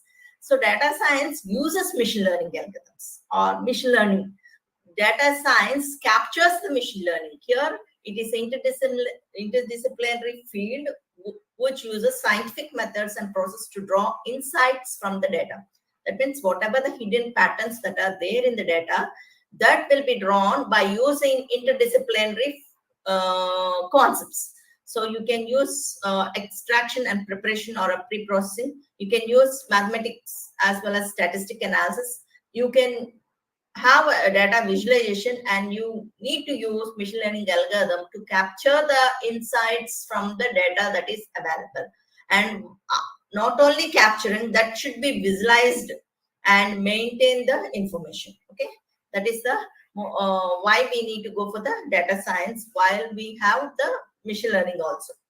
So these are the some of the steps that we need to follow while we are involved with the data science and all these things.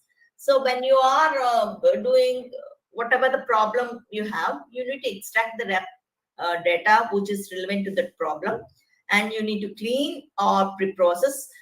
Most of the people think that data cleaning. Why data cleaning is required? Because your data may contain some missing values. Your data may contain some noise. Your data may contain some inconsistency. Your data may contain some redundancy. All this should be eliminated during the pre-processing techniques. So not only cleaning, we need to transform the data, we need to integrate the data, we need to validate the data, whether it fits to the algorithm and the problem statement, whether it is relevant to the problem statement and it fits to the given algorithm. That we need to do it, and that part we called as data analysis. And the same data should be visualized. How it is visualized, we need to know that what is the minimum number of data points that is coinciding with that term or relevant term. So that is visualized by using some visualization tools. And from this data visualization, you can predict the data. You can predict or forecast, or predictive analytics can be done with this visualization. And if you are not satisfied, whatever the results that are obtained in the process of data prediction, you have to optimize the data model. Optimizing the data model is nothing but whatever the data model you choose, that model, if doesn't gives a full-fledged accuracy, that means if it gives only 60% of accuracy or 70% of accuracy, if your problem statement required 100% of accuracy, then what we have to do is we need to apply some optimization algorithms to the present data model, and you can make better results. That is the process. So here, this is the process. The purpose of the data science is to extract the data from, you can extract the data from files, you can extract the data from database, you can extract the data from data marts and data warehousing also. You can extract, you have to draw some insights, generates insights from the data, and you have to present in the visualization. This is the process. So now coming to the machine learning, what is machine learning? What are the data models, or what are the algorithms that are related to the machine learning, or how we can process the machine learning algorithm, how machine learning is applicable for the real-time problem solving, and what are the different applications that are there in machine learning, all we can discuss now. And first we'll go for the machine learning definition. Even though machine learning is now, it's very good, or most of the people are using machine learning, and most of the people, scientists, programmers, everyone is talking about machine learning. Actually, the machine learning was born, or came to the existence in 1959 by author Samuel, and he quotes the definition of machine learning as it's a field of study that gives computers the ability to learn without being explicitly programmed. And in 1997, Tom Mitchell has given that he has improved the definition of machine learning. That is, he states that machine learning is a computer program is said to be learned from experiences E with respect to the class of task T and performance measure P, and its performance at the task T as measured by P improves with experience. That means whatever the experience means, what the samples or examples or observations. So whatever the observations you have, whatever the experience you have, that experience you will be learn from this experience, and you will be coming to the conclusion of that class, some class, whether you with the sum of the course. For example, students take some course, and if they have taken 20 classes of that particular course, and they have gone to the exam, and if the students are not satisfied with these 20 classes, are not through by the, through that exam, that means they are not able to pass that exam, then what they have to do, they need to improve their performance by improving their experience. They need to improve their performance by improving the experience. So if you are going to the placements, so whatever the placements, whatever the test that company puts for you, what you do, you will be preparing for the placements. And if you are unable to get the placements, what you will do, you will be again taking some classes, or your preparation, the number of hours of preparation, the capability of you will be increasing, your performance will be increasing based on the trials, whatever the trials experience. So like that, similarly here also, whenever you generate the performance by using machine learning, if you're not satisfied with that performance, what you will have to do is you need to improve that experience. You need to add some more things. That's why here in that this slide, we are saying that optimizing the data model. Whatever the data model you are using, if it is not able to give good results, you will be optimizing it so that you will be giving more classes to the student so that he will be improve his performance. The more classes means you need to have some backup classes, or you need to have some remedial classes, or you need to have some other CRT coaching or some other things in order to improve that things. So similar way here also, that if you are not satisfied with the performance at the task T, then you need to improve with the experience until you satisfied with the performance. Okay, that is that. So this studies how automatically learn to make accurate prediction based on the previous and past observations. So what this term says, that it tells about the predictive analytics and forecasting. So here, basing on your experience, you can say that whether you will be able to acquire the placements or not, or if you have the previous and today's temperature, you can predict the tomorrow's temperature. So that is nothing but the forecasting. So machine learning helps for predictions more accurately and forecast them. So this algorithm, how it learns is, it learns from examples and experience. Examples are nothing but the observations, whatever the observations. I'll be quoting a small example for you in order to understand the machine learning. I think in your family or in at your home, most of the family will be having a small kid. So if you observe a small kid at the age of 6 months or 1 year, if the small kid is given a ball, apple, orange, tomato, lemon. So I have told 5 things. The small kid is given a ball, apple, a tomato, orange, and a lemon. So here in the first attempt or in the first observation, the kid tries to keep everything in the mouth. That means even though it is a ball, it tries to keep in the mouth, and apple also keep in the mouth, or orange also it keeps in the mouth, or tomato also, and lemon also. So after next day, in the second attempt, if you give all these things, now the child is able to differentiate. That is, try to eat. For some items, it's try to put in the mouth, and some items the child will try to play with it. So in the third observation, the child will be able to differentiate that it can play with ball, it can eat an apple. Okay, when it sees the tomato, the child will recognize, even though it is a colorful, it is good to see.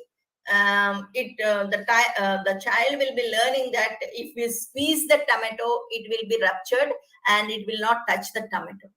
And lemon also, if it is, it will be bitter for the child, and it will the child will not keep in the mouth. When it comes to the apple, the child tried to put the apple in the mouth, and in the fourth or fifth attempt, the child will be able to differentiate what is tomato, what is apple, what is ball, and what he or she should do with these items. Okay, from later observations. That means after 5 attempts or 4 attempts, the child, even though the child don't know how to talk, and even though the child don't know how to pronounce apple, and even though the child, no one tells the child that this is apple, this is what you call the ball, and all these things. So how the child is able to learn these things? The child is able to learn by herself or himself by observations, by his or her experiences. His or her experiences. Similar way, the machine learning algorithms also learn from the examples, learn from the experience, learn from the observation, what we have, what we will be producing to it as input data, what we are able to produce as input data. That means whatever the data we present to the machine learning algorithm, basing on the readings of that data, whatever the content of the data is that present in the machine learning, basing on that, algorithm or the machine learning algorithm able to learn it, that this, if you get more than 60% of marks, you will pass. If you get more than less than 40% of marks, you will fail.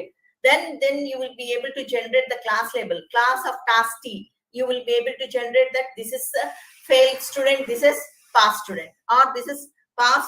If the data is like this, he will pass. The data is like this, he will fail. That is the important thing that algorithm learns by itself. Therefore, it says that the machine learning algorithm learns by itself. So here, machine learning algorithms help to gather data from various sources, transform the rich into a rich data sets, and help us to take intelligent action based on the results that are provided. So whatever the results we get, basing on that, decision making can be done. Basing on that decision making. So why machine learning became very popular?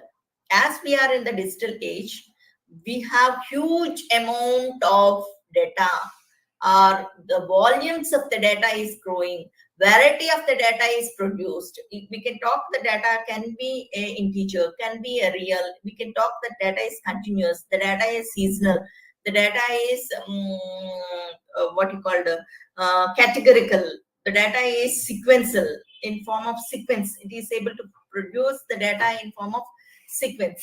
Then we can also say that data, there are various sources of data. So there are various sources. So nowadays we have social media. So from social media we are able to obtain huge amount of data. And in banking sector, we are able to get huge amount of data, because a lot of customers will be taking their account. So these are the data sources where we can have that even the organizations, the companies, even the public sector or the private sector, all these are able to produce. If you think that WhatsApp, In WhatsApp also, we are able to get huge amount of data. So all this data, we have data, but we don't have the useful information from it. So how can you draw a useful information? How can you retrieve hidden patterns from it? How can you retrieve hidden patterns from it? All this aims for the machine learning. That means that that's why the machine learning came to existence, because of necessity. We are drowning in the data, but we don't have the good information. So here, in order to get the good information, or in order to get the good patterns, or the relevant patterns, or useful patterns, we will be using machine learning algorithms to get them. That is the main motto of machine learning becoming a popularity nowadays.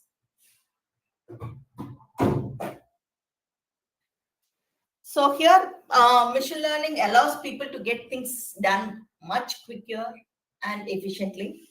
And the computation process is cheaper and powerful. Before, even though the machine learning came to existence in 1959, but because we don't have the good computational processing, that those days we are unable to use that machine learning. But now the computers, we got that the computation process in our palms, in our tabs, or in our systems, or in our laptops. The small integrated chips are able to grasp huge computation.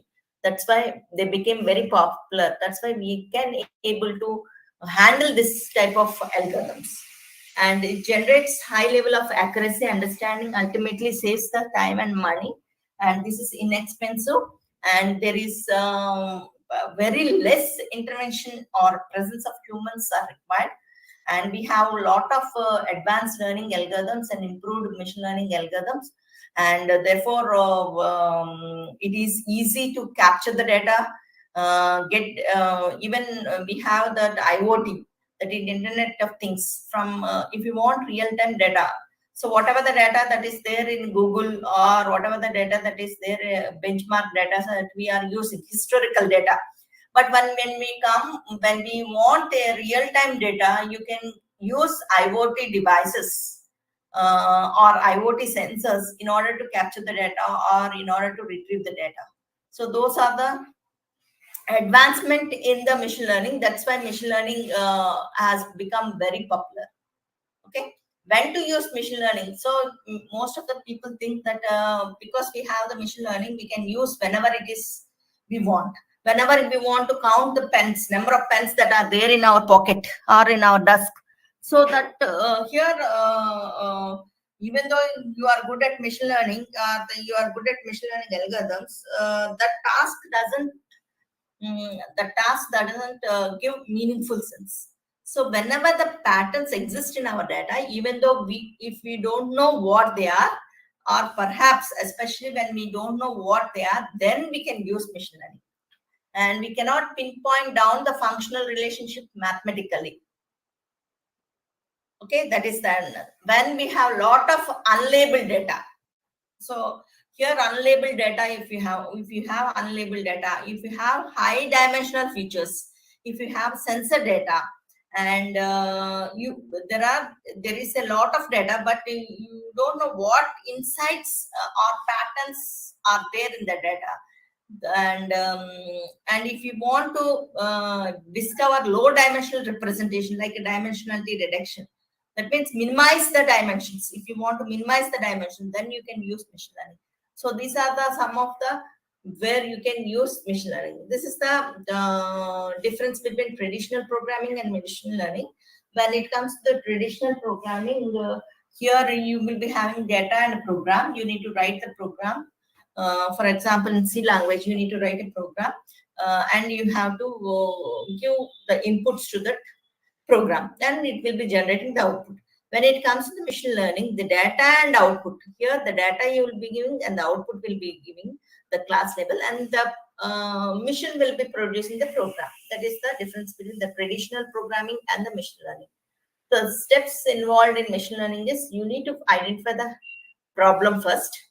Then prepare the data, analyze the data, evaluate the algorithms, and visualize, assess, and reporting the results. If you are not satisfied with the results that are obtained from this model, whatever the model or algorithm you have chosen, then what you have to do is you have to add or embed some other optimization algorithm so that you can increase the performance of that model. That is the main thing.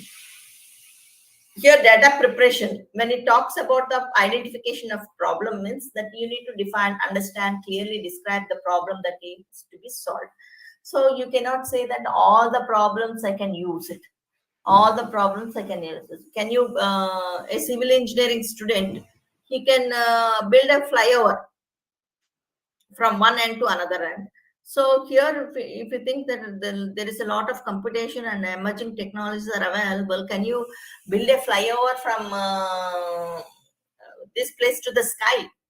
So that is not possible. So that is not possible. So you have to see that, clearly describe the problem that can be solved. That can be solved. If there are problems that are unsolved, if there are problems that does not have data, you cannot solve that problems. For example, if you want to work with submarines, you don't have that particular data.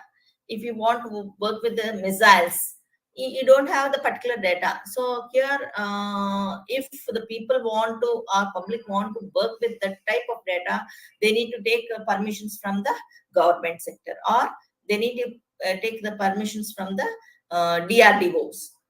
Okay, those type of things that we cannot solve directly, but if there are government or any other project agency gives permission, then we can work it. And if you have the availability of the data, only availability of the data, that is the most important. That's why I have told that data is the fuel for any artificial intelligence problem. So prepare the data. So you have data now, you have data. What are the sources of data? You can get from the Google. Benchmark data sets are available.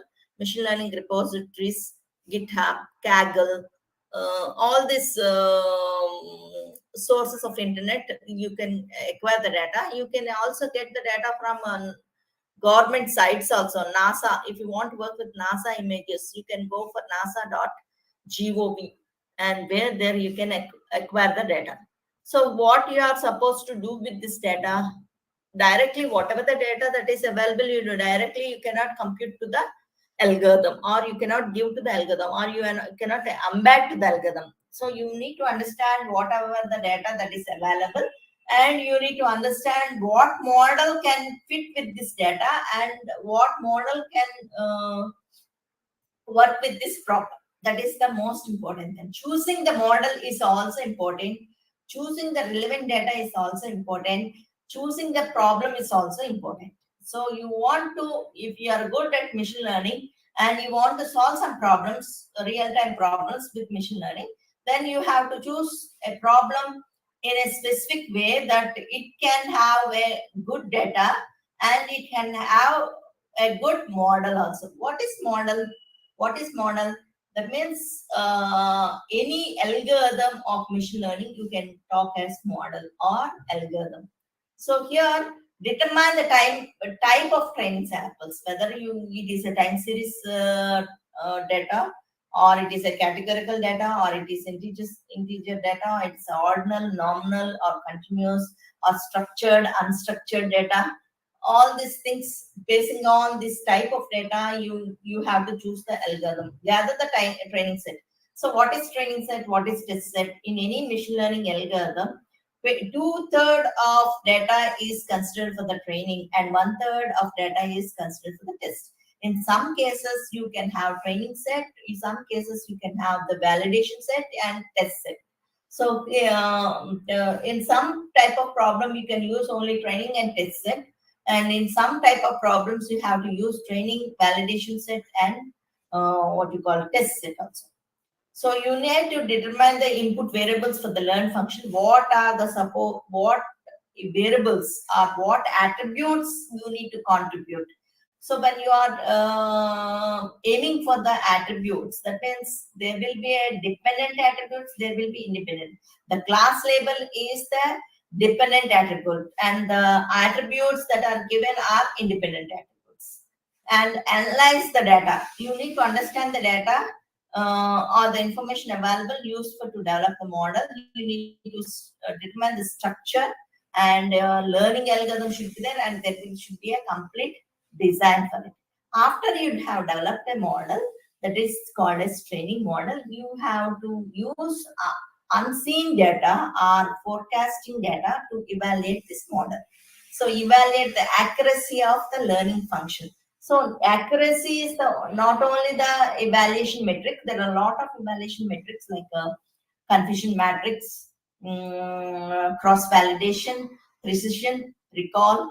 All this, there are different types of evaluation metrics. So you can use depending upon the model you have chosen, depending upon the problem you have chosen, depending upon the data you have chosen. You have to use the evaluation metrics also. So some metrics will be compatible for your problem, and some metrics will not be applicable for your problem. That you need to learn by experience of the machine learning. Okay, and this release the wealth of the information. So after you get the output, you need to visualize in form of a bar chart or a tree or a histogram or a dashboard, or you need to dump all the results in the cloud so that others can be also view it. And for further reference, you can dump into the cloud to retrieve that particular data. And after you store the data, you need to access and report generation is required here. So you will be using cross-validating models, conduct some hypothesis tests to the estimates, and you will be computing some benchmark estimates to say that these particular results are very good. And the goal is you generate a good, best working model or a forecasting system. So that are the what are the you called as the steps involved in the mission. So here the important part of before you apply a machine learning algorithm, the important part of it is to prepare data preparation. What type of analysis is required? Whether you want to do exploratory or descriptive or predictive. So what is your objective? What is the purpose of data analysis? Why we want to apply machine learning? What outcome you want? That should be clearly defined. Where does data comes? I told you, if you want to work with submarines, is it feasible for us to acquire the permissions or data of submarines? It is not feasible. So if you have data, source of data, then only. There are two types of sources of data. You can obtain from the benchmark data sets and another from the submarine problems and all these problems. You will not have the benchmark data sets, but you have to collect from the real time. So from real time means you need to have some permissions from the government to or concerned authorities to process or work with this type of problems. So you need to see the source of the data, where the data comes from. So you can also use some IoT devices to generate the data or to collect the real-time data. So that is the another problem. How does data acquired? What is the method of data acquisition or collection? Is it feasible for you? Is it feasible for you? Is it compatible for you? All these things you need to know when you want to work it. How informative is the data? The quality of data. Informative means, is it useful? Is it relevant? If I say that if I want, there is a student database is there. So in student database, if I want to know that the students who are eligible for the placements, so what I have to see from this student database, in the student database, lot of attributes will be there, like student address, student father's income, their permanent address, their Aadhaar card, the PAN card, the bank details, and all these addresses, the WhatsApp number or phone number, the landline number, all these details will be there. Along with that details, you will be having accumulating that marks of the students also, 10th class marks, intermediate marks, and the BTech marks are also. So my task is, what is my problem statement? what I'm aiming to find out, I'm aiming to find out whether the student is eligible for the placement or not. So here, if the Infosys calls for the campus interview, he will be having some benchmark things that the student should have acquire more than 70% throughout his career. Throughout his career means from the 10th to the ending of his career, he should have 70 percentage. So what I have to do, I need for this data collection, no need to collect his Aadhaar card, no need to know where his parents stays, no need to know the permanent, but I need to know that what is his 10th class marks, that means percentage of 10th, what is his intermediate percentage, what is his first BTech percentage, what is second BTech percentage, what is third BTech percentage, what is fourth BTech percentage. That information is enough for me because of the task. So that is the whether I am able to get the data, quality data or not. That is how informative the data is. What assumptions are made on the data generation part, whether it is a linear or non-linear, structured or unstructured, that we need to focus. And the next is data analysis.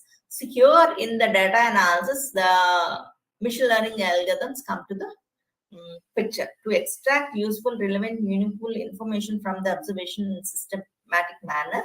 You need to have some algorithms or some models, that is parameter estimation is inferring the unknowns, model development prediction is forecasting, future extraction is identifying the pattern and the classification, hypothesis testing is verification of postulates, fault detection is processing the monitor. So all these things we need to see that whether you are able to perform in this data analysis in this, whether it goes for the prediction. If your problem is trying to forecast the your marks, forecast your marks fourth year, if with 3 years marks are there or 6 semesters marks are there or 7 semester marks are there, what will be the 8th semester marks? So depending upon the problem, then you need to go for the forecasting, model development or prediction. So if you want to only select from your database, if you want to select some futures, like I told you, whether you are eligible for the placement, only few futures I need to select for this relevant. So that task you need to perform, okay? And these are the some of the applications where you can apply the machine learning, like price prediction based on sales, prediction of molecular response from medicines, and a lot of predictions can be done. In predictive analytics, machine learning is very useful and efficient. And even in banking, different sectors like finance, health, and in public sectors, in private sectors, in banking, and all these things, in even in healthcare also, that they are using machine learning to identify, diagnosis the diseases. In banking, they are trying to identify the risk of bank loans, and in stock market they are analyzing and they are finding out what will be the tomorrow's stocks, okay? And calculating in electrical or in electrical public sector, they are trying to calculate the efficient use of energy, smart grids, all these things. And when in this smart cities, they are trying to understand the trends in growth of transportation in smart cities. All this they are able to apply machine learning. Now we will come to the core part of the machine learning algorithms, and the machine learning algorithms are classified into supervised learning machine learning algorithms, unsupervised, semi-supervised, and reinforcement. So what is supervised, what is unsupervised, what is semi-supervised, what is reinforcement? Supervised means it will be the observations or the examples or the what you call the experiences will be attached or embedded with labeled examples. Supervised learning algorithms are trained using labeled examples such as an input where the desired output is known, and here search for the pattern within the value labels assigned to the data points. So here the goal is to achieve and produce, must produce an outcome. You can, in supervised learning, you can fulfill the supervised learning by using classification techniques as well as regression techniques. So how can you identify that your problem comes under regression? How can you identify the problem comes under the classification? So what type of algorithm you can use? In classification, we have a lot of algorithms. In regression also, we have a lot of algorithms. But how can you differentiate that is a classification problem, it is a regression problem? Okay, that is also a main important. When it comes to unsupervised learning, it is used against data that has no historical labels. Here in classification, in supervised learning, you will be having labeled data. In unsupervised learning, you will not have labeled data, but you will be having a data points. So basing on the similarity between the data points, you will be grouping into clusters. Basing on the similarity of data points, you will be grouping into the clusters. So here, how can you, there will be a maximum distance between inter-cluster groups, and there will be a minimum distance between intra-cluster groups. Intra-cluster groups means the group will belongs to same. For example, your class, you can divide the class into average, below average, and above average. So how can you identify that you are belong to average student, or you belong to above average student, you belong to below average? All the average students will be grouped as one group, one cluster. So the distance between the one student and two student, not the physical distance, the mark. How we are trying to group the students? We are trying to group the students based on their marks. So the marks obtained by the A student and marks obtained by the B student is very close. Therefore, they belongs to average group. The marks obtained by the above average student and marks obtained by the another above average students is very close. So the similar objects will be placed in one cluster, and different dissimilar object will be placed in another cluster. So we can group the class into two groups based on male and female. So what we are trying to find out from this unsupervised learning, basing on the characteristics we are grouping. Basing on the characteristics we are grouping. So what characteristics you are grouping? Whether it is a female student or male student, you are grouping into two. And next, you can group the class into pass or fail. You can pass or fail. How you are trying to group? The characteristic here you are using is whether the student has been passed in their exams. If there is more than 50%, then he is passed. If he got less than 50%, he is failed. So you are grouping it. So the characteristic is important based on how you organize the data. That is the important in unsupervised learning. And another part here is no goal to achieve and no expected outcome here. But you will be using clustering and association can be done. By using the algorithms of clustering and association, you can do the unsupervised learning. When it comes to semi-supervised learning, here semi means half supervised learning. That means in the same example, you will be having both labeled data and unlabeled data for training. So here in this, you can use classification, regression, and prediction. Example for is identifying a person face on a webcam. Another type of machine learning is reinforcement learning. So here reinforcement learning is nothing but active learning. We can say it's an active learning. You will not have the historical data or label data or all that. You have to choose an action based on each data point and later learn how good the decision was. Over time, that algorithm changes the strategy to learn better and achieve the best report. For example, you are going to some place like Delhi or some other place. So here you have booked some flight. So if the flight has been cancelled, so what immediately what decision you have to take? Immediately what decision you have to stay in the airport, or you can cancel the trip, or you can ask the airport people to arrange another flight or any other flight where you can catch it and go to that place if you think that destiny is very important for you. So here you have to choose one action. You cannot say that since I have booked this flight, even though that flight has cancelled, I will not move. You cannot say that. You have to choose an action and you have to decide how better you can achieve the best thing. This can be done by continuous decision making and trial and error. So here we have two types of reinforcement learning: exploration and exploitation. So exploration is to finding more information about the surroundings, and exploitation is to know information of maximum demand. For example, if one of your friend comes visit your house and you want to go out, you want to accompany your friend to the restaurant, you want to take your friend to the restaurant. So here exploitation is you have many times you have gone to that restaurant, and if you think that restaurant is very good, therefore that restaurant has become a favorite restaurant. So in this exploitation, you can say that you can take your friend to that favorite restaurant. In exploration is someone has said that the new restaurant is there and it is good. Now, if you try your friend to take to that new restaurant, it is an exploration. So these are the two types of events can be occurred in reinforcement learning. In supervised learning, you can do prediction, you have to do classification, and you have to regression. So I tell you when you can do classification, when you can do.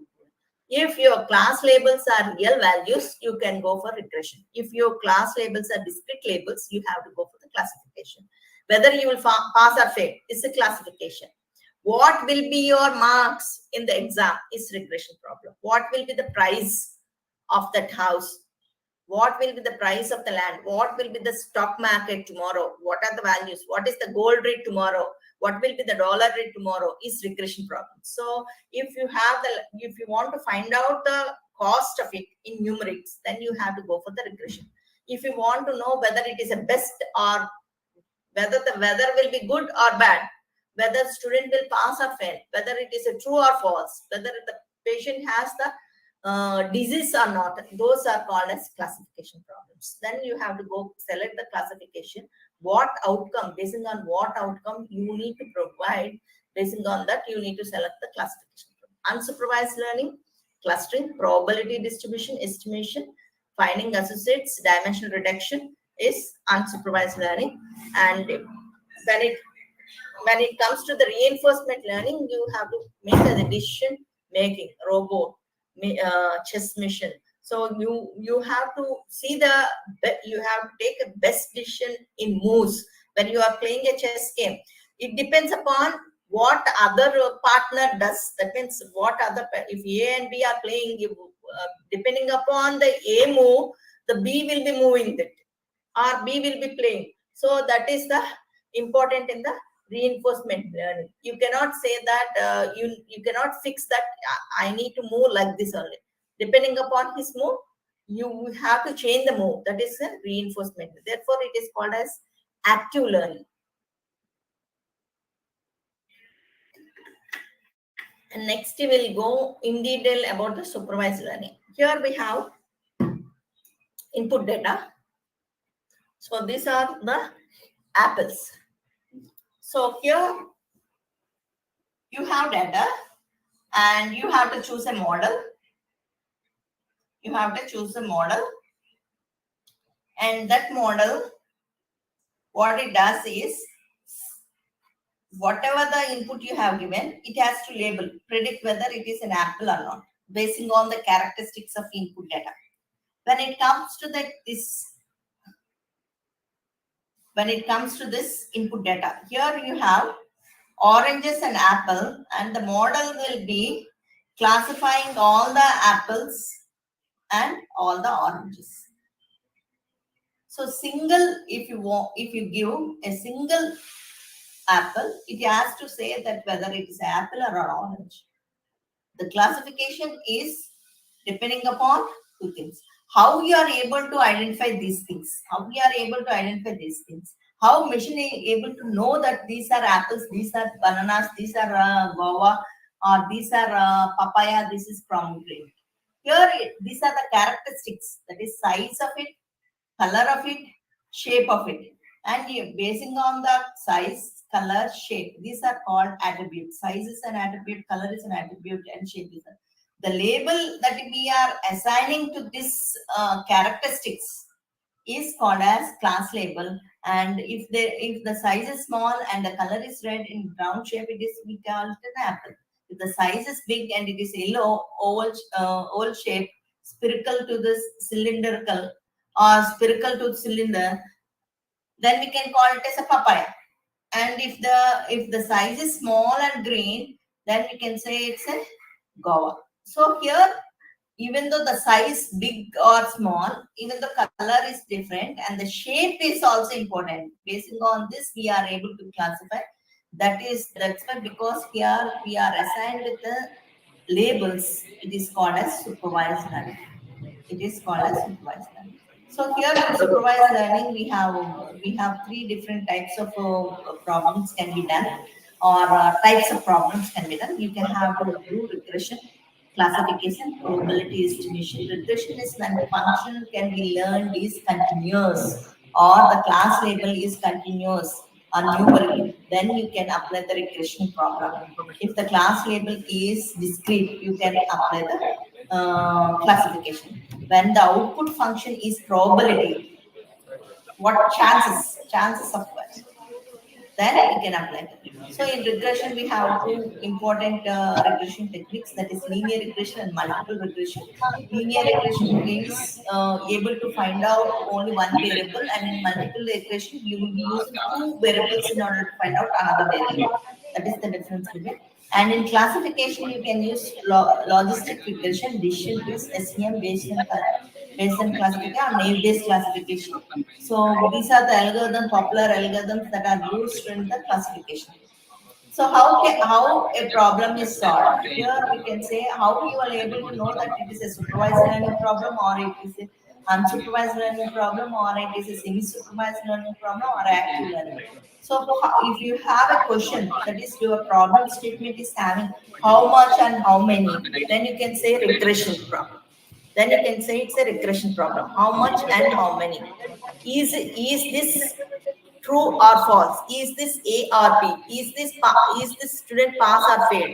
Then it is called as classification problem. When the customer walks into the electronics shop, will he buy a computer or not? Will he buy a laptop or not? So if there is a question like A or B, whether it will be rainy or sunny, and what is the temperature tomorrow? If you say that how much temperature, what will be the temperature tomorrow, then it is a regression problem. How it is organized, then it is a clustering, unsupervised learning. Is it by anomaly detection? That is semi-supervised learning. What should I do next? If I miss the flight, what should I have to do next? That is reinforcement learning. That is active learning. We need to. What if, for example, if you all of you know that what action you are supposed to do if you have seen a cockroach beside you, there is a cockroach, what you are supposed to do? If you see a lizard, what you are supposed to do? If you see an ant, what action you will be able to do? If you see an ant, you will ignore it. If you see the cockroach, some people will ignore it, or some will jump. If you see a lizard, some people will be ignoring, and some people will be move from it. If you see a snake, what action you will do? So here we have seen different objects or different things, that is ant, snake, lizard, and cockroach. So that action, what action you have to do if you encounter with this type of things? That is nothing but a reinforcement learning. So how here, if you have what is temperature today, if you have a label as 26 degrees, what is the age of your kid? 10 years. What is the price of the land? 20 lakhs. That is regression problem. If you have a class label like this, here the class label is categorical, discrete, apple, papaya. Therefore, it is a classification problem. If the class label is numerics, then it is a regression problem. You can solve with regression problem. These are the list of common machine learning algorithms: naive-based classifier algorithm, K-means classifying algorithm, support vector machine algorithm, a priori algorithm. A priori algorithm comes under the association rule mining. K-means algorithm comes under the unsupervised learning. This is naive-based classifier algorithm, support vector machine algorithm comes under the classification algorithms. Linear regression comes under the regression unsupervised supervised learning algorithm. Logistic regression is classification algorithm. artificial neural networks classification and algorithm, and random forest for classification, and decision tree classification, nearest neighbor is a classification problem. So we have mixed all the algorithms of supervised, unsupervised, and semi-supervised learning. So in detail, can anyone tell me how long I can continue and what is your when I have to stop? How much time I have remaining time? Can anyone respond me? Yes, ma'am.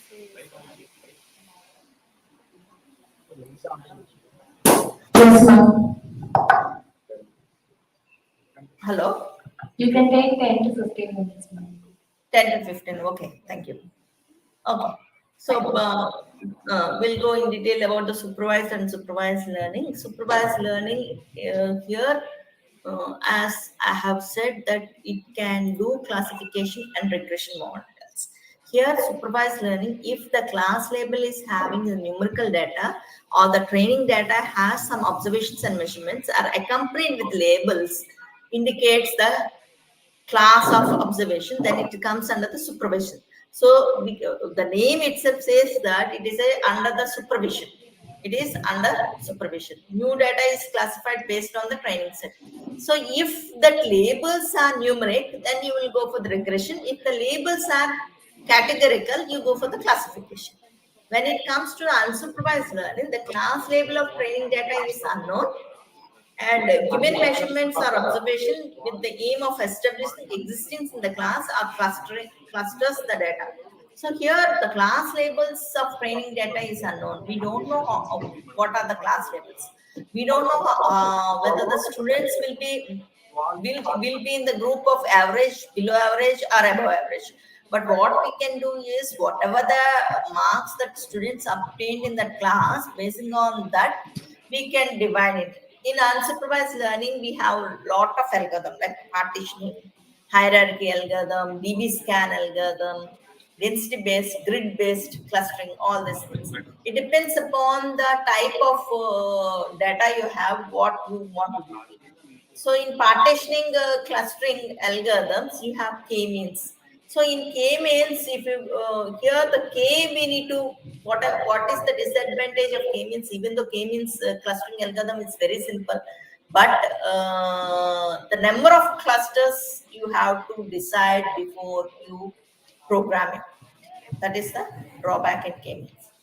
So here prediction problems, classification works versus the numerical. Classification predicts the categorical label as discrete and nominal, classifies data. How it classifies the data? It constructs a model based on the training set and the values of the class label in classifying the attributes, and uses for what purpose you are developing that model. You are developing that model in order to classify the new data. When it comes to numerical prediction, here the model continuous valid function, that is you need to put regression, predict unknown or missing values. Here you have the typical applications for this, both the classification and regression is credit approval or loan, whether you are eligible for to obtain the credit card or not. Whether the students will be able to get the credit card? No, because the primary thing in order to get the credit card is you need to have the income. You need to have the pay slip. You should be an employee in a private sector or a public sector. Then only you can apply for credit card. But you can apply for the loan, for education loan, even though you are a student, basing on your parent income, basing on the parent income. So whether that particular customer is eligible for credit approval or loan approval, that is the main thing you can do for the classification. Medical diagnosis. If a tumor is cancerous, adeline, that is you need to diagnosis in beforehand before going to the doctor. Fraud detection, if the transaction is frauded or not, or in ATM if the person is fraud or not. Web page categorization, which category that web page comes, whether it comes to the public or educational or health or anything, whatever whether it comes to the social media page or e-commerce page or online shopping page or not. So that is web category. I'll give you small examples about this classification and regression problems. Example, I'll talk about 3 different types of problems. One is, first thing is mushrooms. I think all of you know what are the mushrooms. You have 2 different categories of mushrooms. One is poisonous mushroom and another one is non-poisonous mushroom. So in 5-star, 3-star hotels, the mushroom is a good dish. So most of the people, vegetarian, prefer mushrooms because it is a good dish. So here, as a software engineer, as a machine learning, as a data scientist, you can develop a model for classifying whether it is a poisonous mushroom or non-poisonous mushroom. This is a classification problem. So you can classify whether it is a poisonous or mushroom. So when in the 5-star hotel, when the vendor brings that mushrooms, you have a model to state that mushrooms are poisonous or non-poisonous. So here, what is my emphasis of telling this example is to make you understand how important, how accurate results are supposed to be obtained when you are developing a classification model, or when you are designing a classification model, or building a classification model. Okay.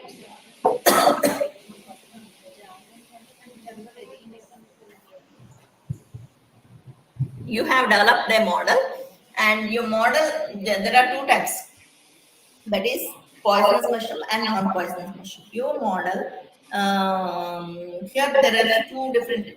If the model says that a poisonous mushroom as non-poisonous mushroom, what happens? Before it is cooked in the 5-star hotel, they are classifying that mushrooms whether they are poisonous or non-poisonous using classification model or machine learning model. Okay. So here, if your model says that a mushroom which is poisonous as a non-poisonous. So since the machine learning algorithm has predicted or forecasted the mushroom of non-poisonous mushroom as non-poisonous, the hotel people have been cooked as a dish. What happens? There is a risk. That means they will be hospitalized. All the people who consumes that mushroom curry who has eaten that mushroom curry will be at risk. The health is at risk. That is one thing. So this is misclassification. If it is non-poisonous mushroom, but it is classified as a poisonous mushroom, your model says that even though it is non-poisonous mushroom, your model is saying that it is a poisonous mushroom. Then the hotel people, what they does is, the management of hotel, what they does, they throw it out, because the machine learning algorithm or a model is able to say that it is a poisonous. So what is in these 2 things in the misclassification?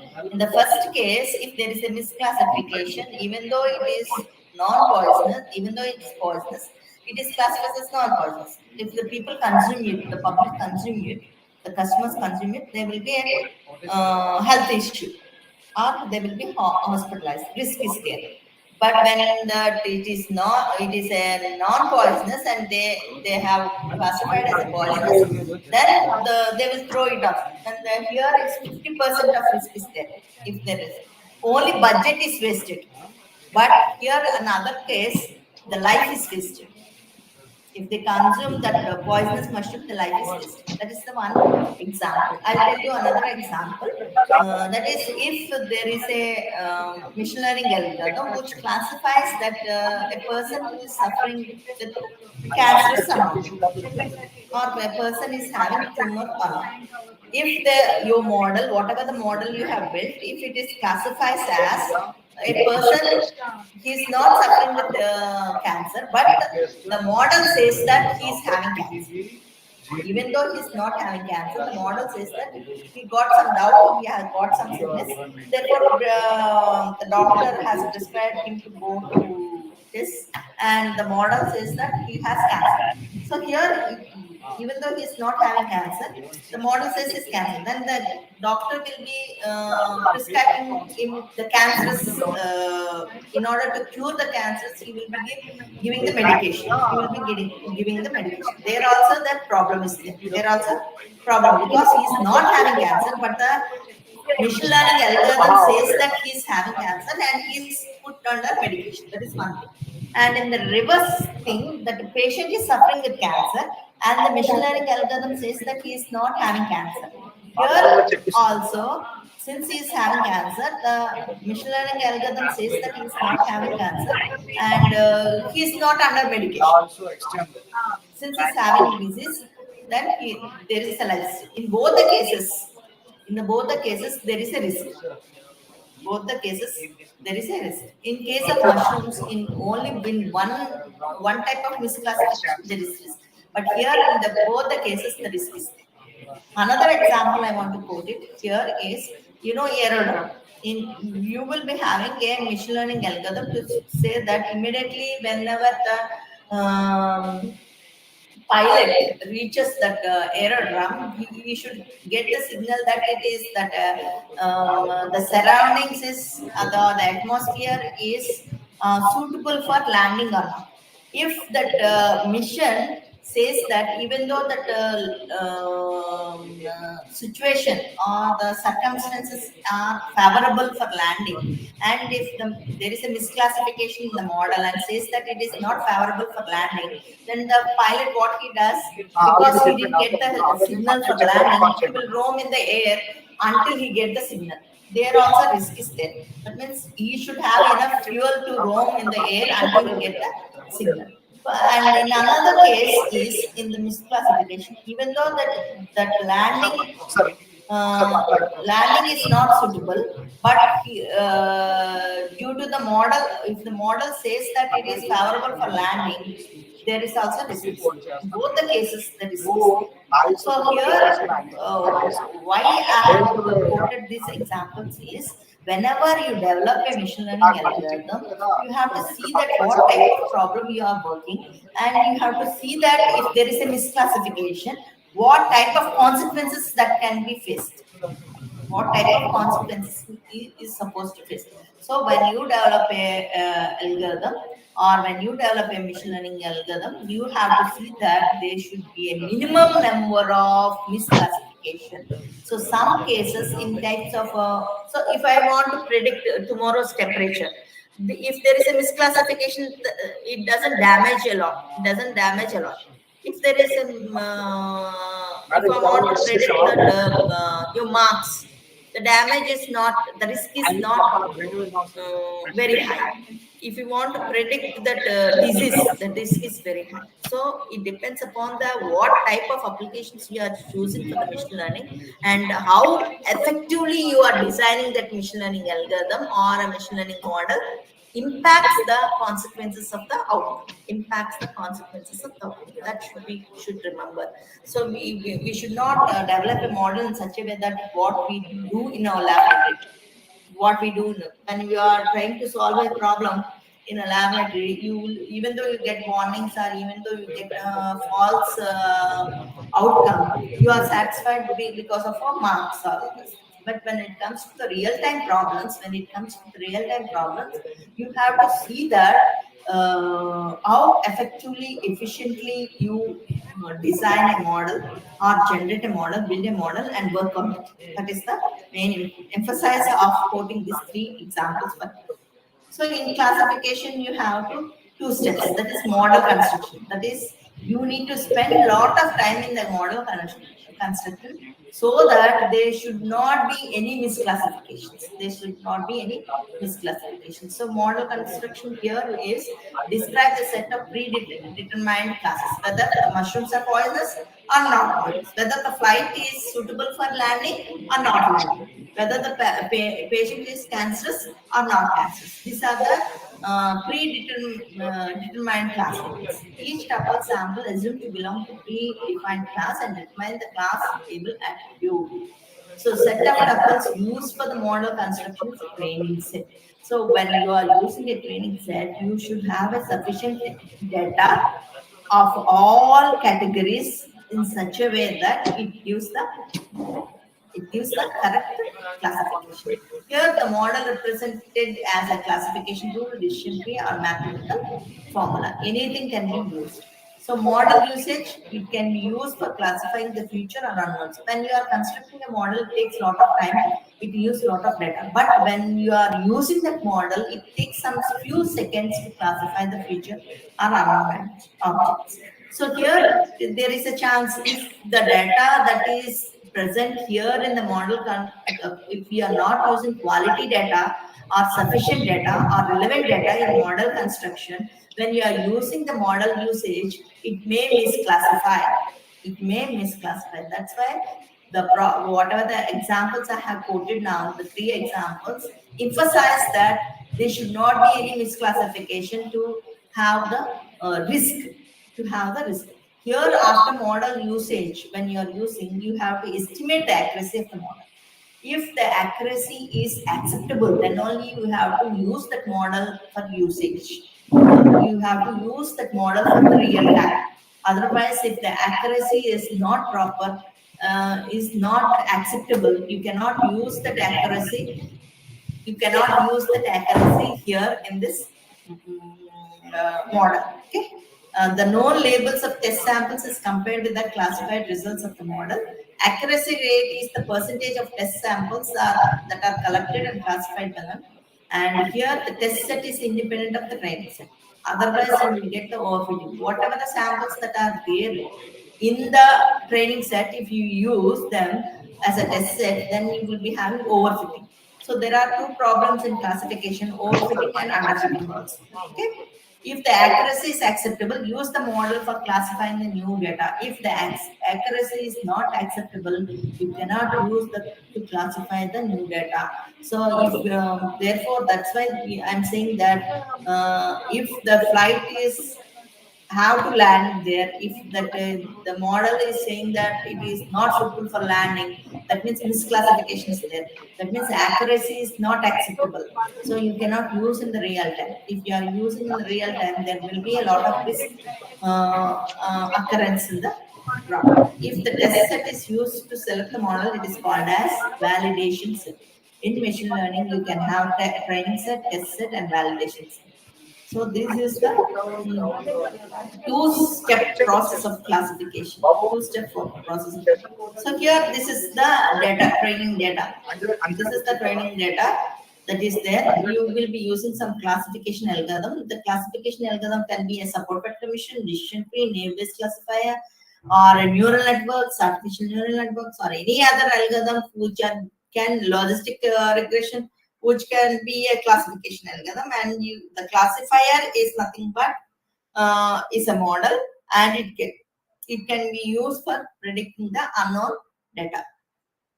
See here, this is the model is used for prediction. You have a test data here, and the test data is given to the classifier, and unseen the data will be there, and you will be able to find out. Here in this model, here we have our attributes called as name, rank, years, and tenure. Whether that this professor with the rank of assistant professor and number of years will be tenured or not. So if it is professor and rank years, number of years is greater than 6, then it is tenured. That means in Western countries, if you work more than 5 years, you are not eligible to continue. That is the threshold or benchmark that is defined there. That's why they are asking whether it is a tenured or not, basing on the rank of the person and number of years, whether he will be tenured or not. That is the thing. So here we have a popular classification algorithm called as decision trees. So here we have different types of decision trees algorithms. One is ID3, one is C4.5 CART, and random forest. In random forest, you have it uses ensembling technique. That means it will embed all the decision trees, and whatever the decision tree, sub decision tree gets more accuracy, that will be used for the accuracy. When it comes to the decision tree, ordinary decision tree, that is ID3, here we have a data that is age, income, student, credit rating. So depending upon these attributes, we are able to classify whether the person with this data who enters into the electronic shop will buy a computer or not. Yes, sir, will buy a computer. If age is less than 30, income is high, and he is not a student, and credit rating is there, he will not buy a computer. This is the training data set that is given here with the 14 tuples and 4 attributes and 1 class label, and the data flow. This is the ID3 algorithm. Okay. And how can you say that here we have 4 attributes here, but how age has become the root node? So we have a criteria to which attribute should be contribute for the root node is basing on the entropy values, basing on the attribute selection method. So here attribute selection method means for all the attributes you will be calculating the entropy values and information gain, and then the information gain obtained for if the information gain obtained for the age is highest, then it will be contributing. It seems that it is contributing a lot of value for the decision tree, and it will be placed in the root node. That is the root node over here, and the rest after that you got student and grade. And if you observe this decision tree, one of the attribute is not in the decision tree. What is the attribute that is not in the decision tree is here. Income is not in the decision tree. It's not in the node as a node. Age you have, student you have credited, but income is not there. So here, basing on the age, income, student, whether he is a student or not, or basing on his credit rating, we are able to say that whether he will buy a computer or not. So here, income is not contributing. It's not relevant to say that he will buy a computer or not, because it got lowest information gain entropy value. So it is removed from the construction of decision. It is removed from the construction of decision. So here, irrelevant attributes which are not contributing for the class label will be removed automatically from the construction of decision. That is the another thing. So here, this is the attribute selection measure is the information gain. So select the attribute with highest information gain will be in the root node. So here, expected information gain. So we will not go in details about this because we don't have enough time. But you can see that how it is contributing, that is buys a computer, yes or no, how it is contributing. This is the algorithm of decision tree induction. And now coming to the how you can able to predict that supervisor. So you can use this block diagram states that any training data, whether it can be data, text or document or image or a sound, you will be representing in form of feature vectors. What are the feature vectors? These are the feature vectors, that is age, income, student rating. So you will be able to find out while you are finding what type of fruit you have. Say you have the feature vectors or attribute as size, shape, and color.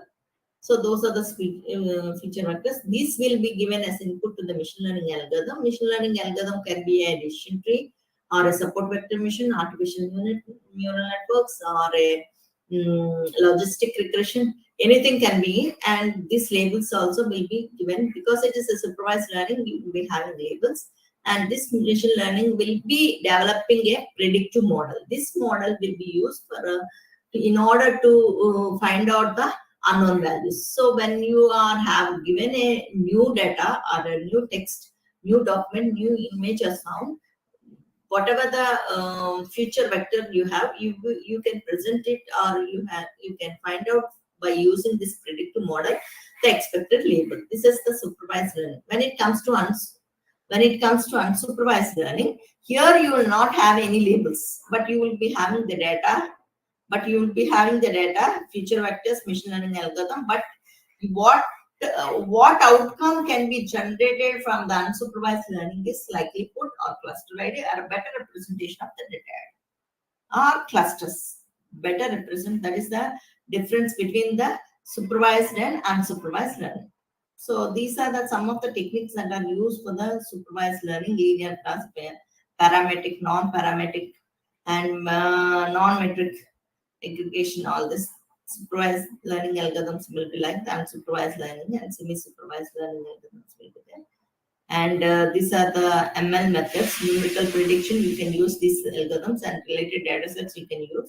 For binary classification, you can use these algorithms, and these are the related data set that can be used for testing or implementing these algorithms. And for multiple classification, you can use neural networks, random forest, and support vector mission. You can use this type of related data sets for it. Okay, and coming to the applications, face detection, object detection. I want to show you some object detection algorithms which can be used for detecting algorithms in some scenario.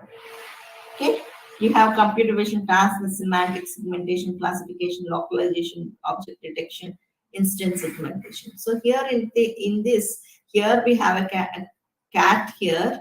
But when you are operating or when you are doing semantic segmentation, the cat will be appearing in this. When you are doing classification, you say that this is a cat. When you are doing classification as well as localization, that means you are focusing on where it is located, the boundaries of that cat. That means it is this one. Okay. And when you are doing object detection, when the object detection means these are the objects. That is in this image, you have a cat, you have a dog, you have a duck. This one is small duck. It is, I think it's not clear, but it is a duck. So you are able to localize that this is a cat, this is a dog, this is a duck. Instant segmentation, you can do this. So here we can say that by using object detection techniques, we can see that in a particular image, what is that object? We can label that object, or we can annotate that object.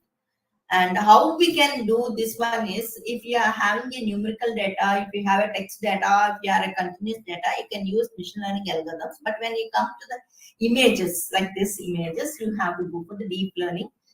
And in the deep learning, you have a popular architecture, which is called as convolution neural networks architecture.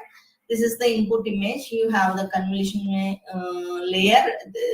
In between the input and output, you will be having number of layers like convolution layer, pooling layer, first convolution layer, and number of hidden layers. So from input to output, whatever the image it is there, then you will be able to classify whether if you want to classify the image of cat or dog or label image and what type of image that is there. So that will be given as an output. So this is the sample architecture of it.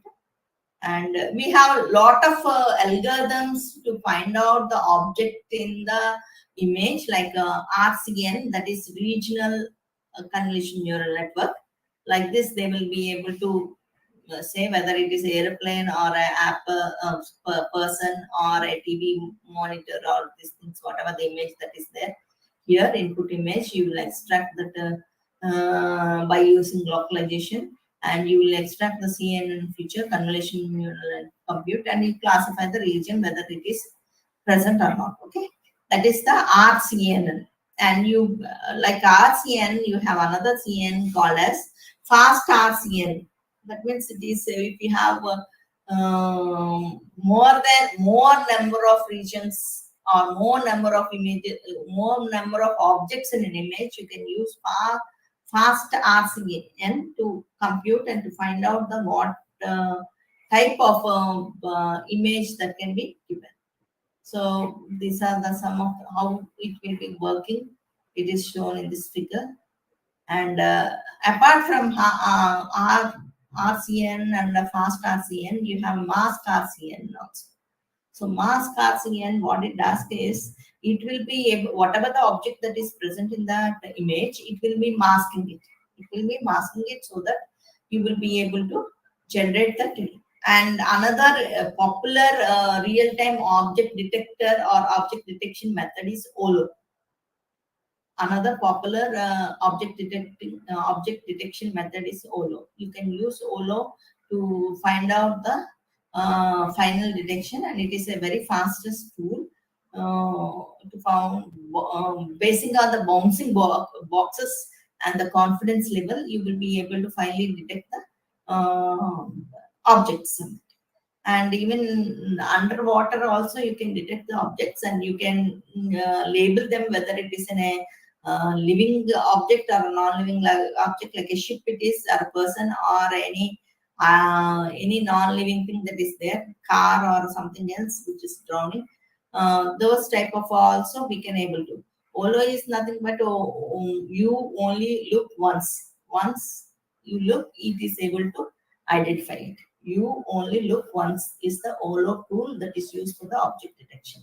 So these are here you will be using how you will be the evaluation metric, like in classification method you have an evaluation metric like a confusion metric. Like similar way for Olo and object detection methods, you have an evaluation metric that is intersection over union. This is the evaluation metric where you can find out the accuracy of the object detector in a particular data set.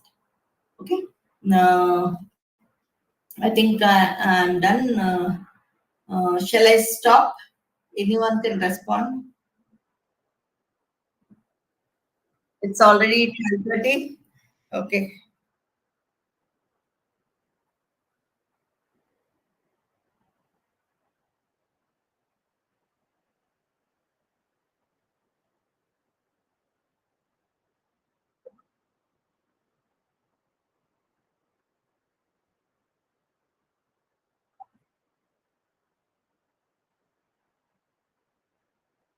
Okay, thank you. Any questions or anything?